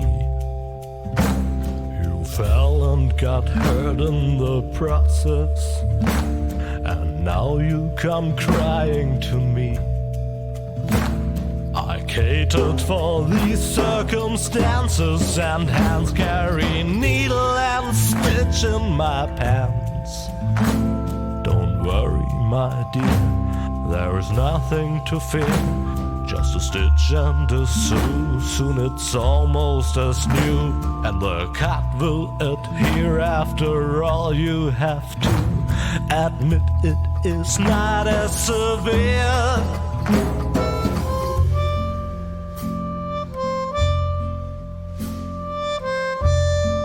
Oh, I have needle and stitch right here.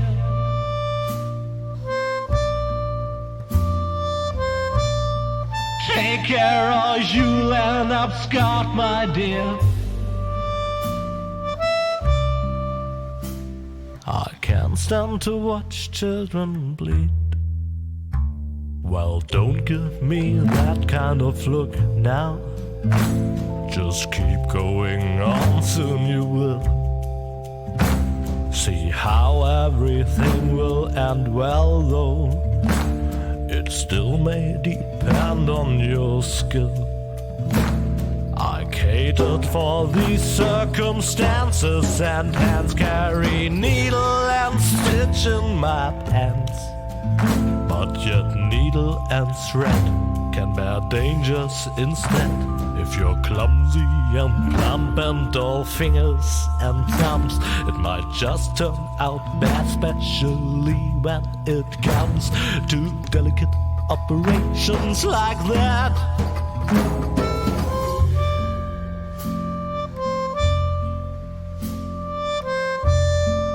Oh, I have needle and stitch right here.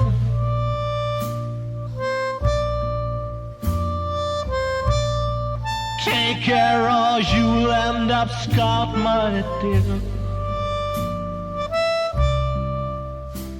I can't stand to watch children bleed.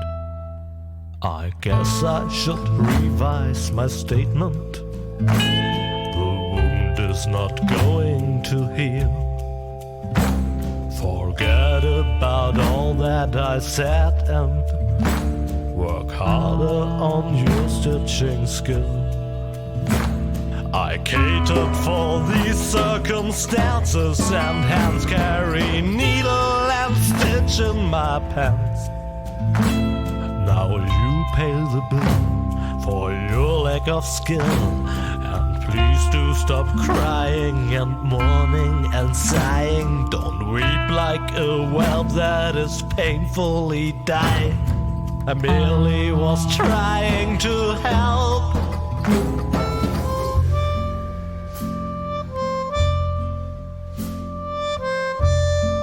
Oh, I have needle and stitch right here.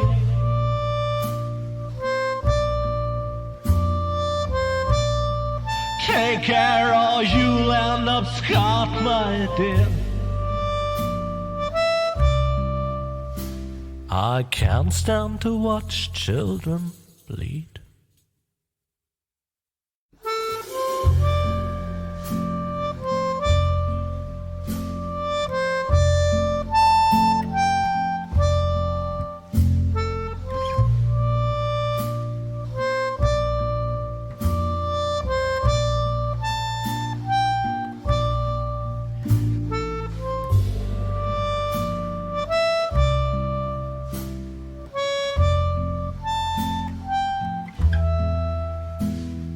It seems like you need to be solaced, telling from the scratch on your knee. You fell and got hurt in the process, and now you come crying to me. I catered for these circumstances, and hands carry needle and stitch in my pants. Don't worry, my dear, there is nothing to fear. Just a stitch and a sew, soon it's almost as new, and the cut will adhere. After all, you have to admit it is not as severe.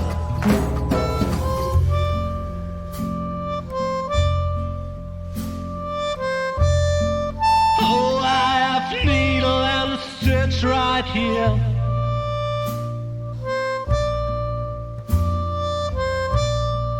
Take care or you'll end up scarred, my dear.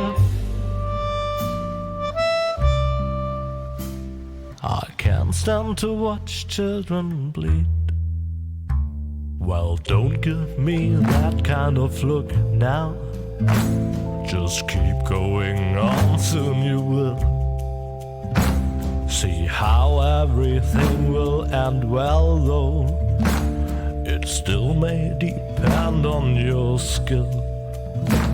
I catered for these circumstances, and hands carry needle and stitch in my pants. But yet needle and thread can bear it.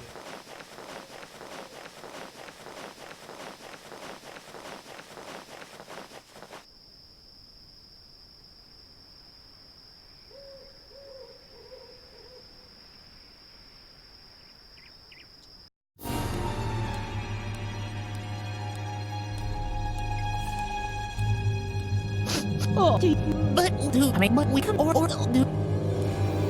uh-huh. Really? Really? Uh-huh. Oh, Lily. How can I ever make this up to you?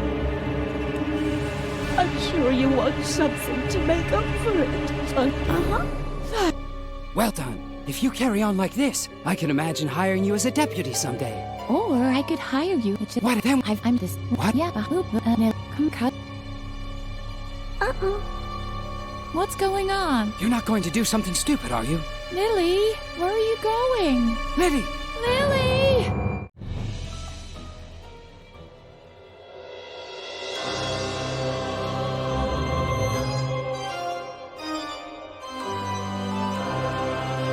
Are you sure that's what you want to do? Excellent. I knew right away that you're dangerous. The other children, those were accidents. But now, you're here with a sharp knife, ready to kill a helpless old man. You might feel well, but the truth is, The dog you're napping. fall in now.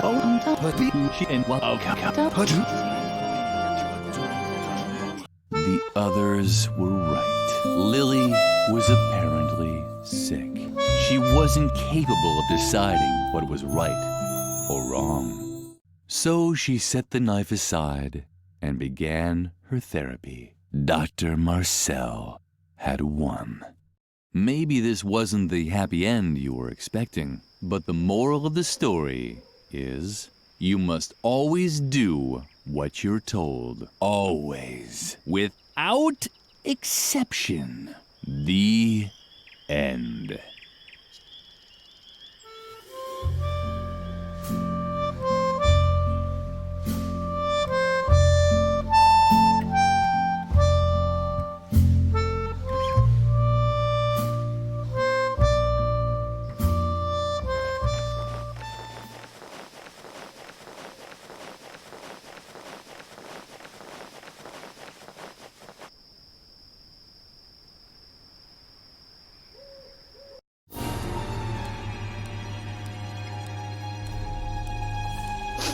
Oh, But we can or do.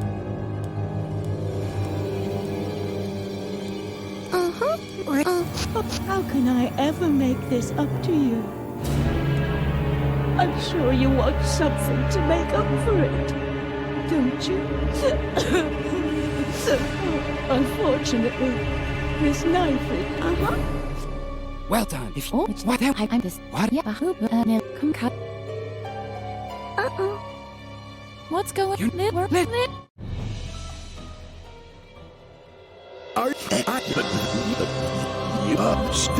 You think up the winter just there. The doctor, you're napping. She didn't love Lily had no intention of undergoing therapy. She'd never felt so free before. She could decide for herself what was right and wrong. Slowly, she raised the knife. No. Lily! No! No! Maybe this wasn't the happy end you were expecting, but the moral of the story is you can do whatever you want as long as you keep your free will, even if it means stabbing an old man in a wheelchair to death. The end.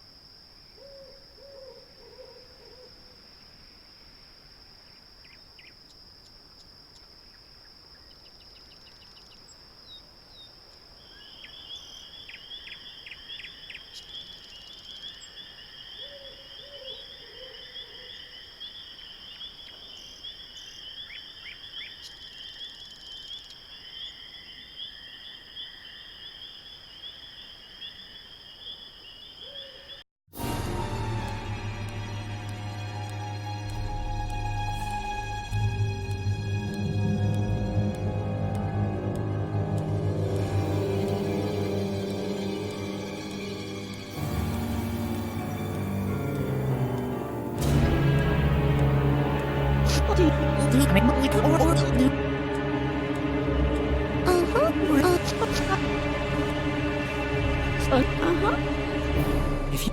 What? I'm this... What? What's going on? But with red, you think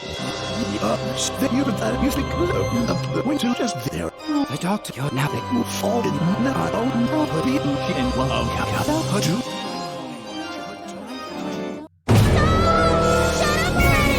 Very good, Lily. Let him have it. That goes for everyone! You've just been bossing me around this whole time! Lily do this, Lily do that, but get this! I'm not your lapdog! And you, Doc, if you want to hypnotize me, you'll have to learn how to walk first! Because that's what I'm gonna do now! Your therapy is garbage! Why don't you worry about yourself, Grandpa? Lily kept wailing until she was hoarse. Finally, exhausted yet relieved, she started heading back. For the first time in her life, she was doing what she herself thought was right. Maybe this wasn't the happy end you were expecting, but the moral of the story... And you shut up too! There's no moral here! Got it? The end!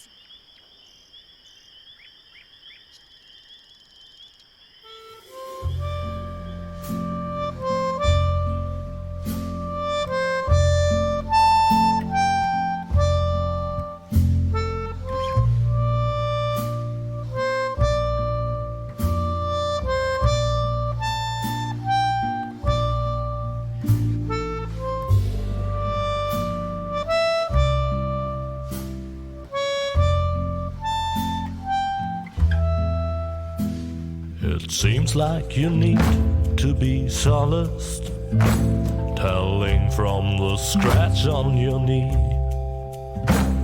You fell and got hurt in the process, and now you come crying to me.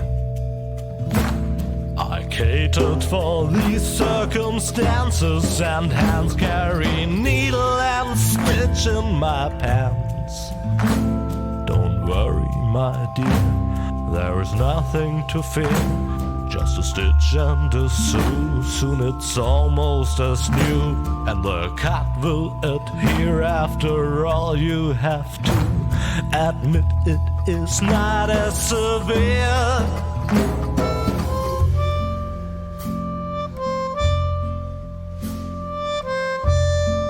Oh, I have needle and stitch right here.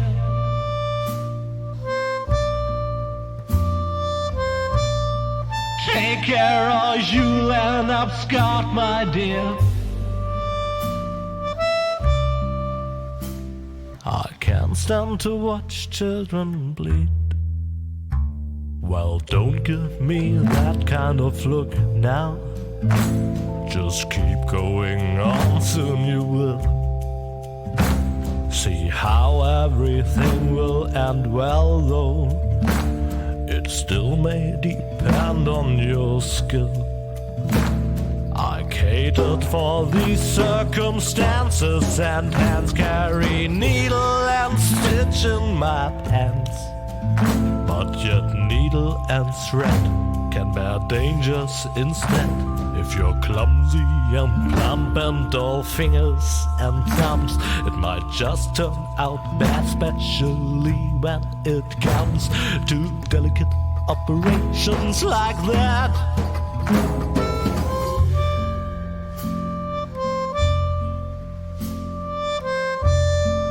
Oh, I have needle and stitch right here.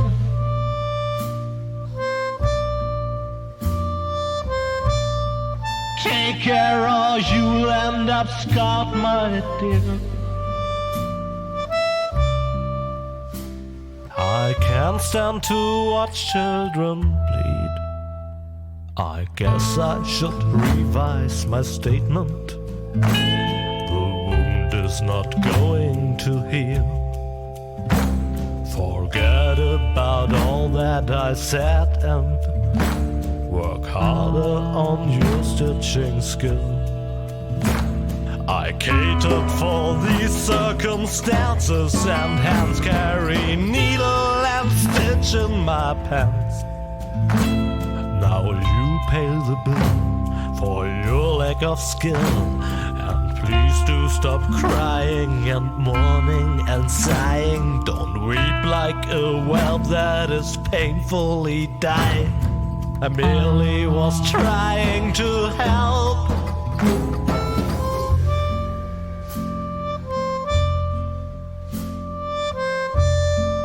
Oh, I have needle and stitch right here.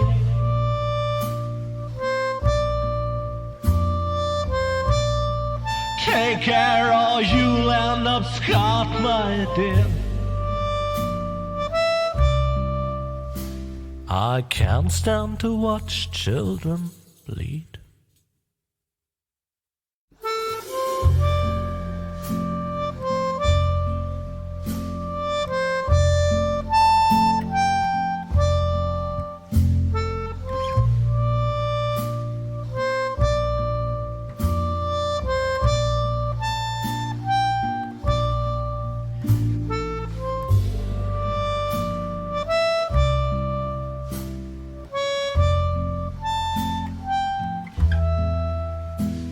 It seems like you need to be solaced, telling from the scratch on your knee.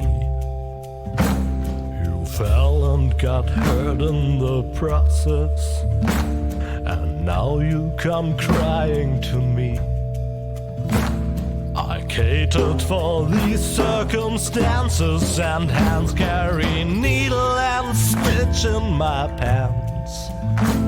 Don't worry, my dear, there is nothing to fear. Just a stitch and a sew, soon it's almost as new. And the cat will adhere after all. You have to admit it is not as severe.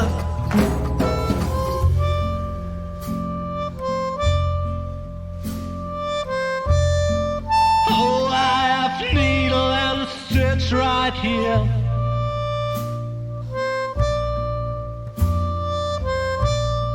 Take care or you'll end up scarred, my dear. I can't stand to watch children bleed. Well, don't give me that kind of look now. Just keep going on, soon you will see how everything will end well, though it still may depend on your skill. I catered for these circumstances, and hands carry needle and stitch in my pants, but yet needle and thread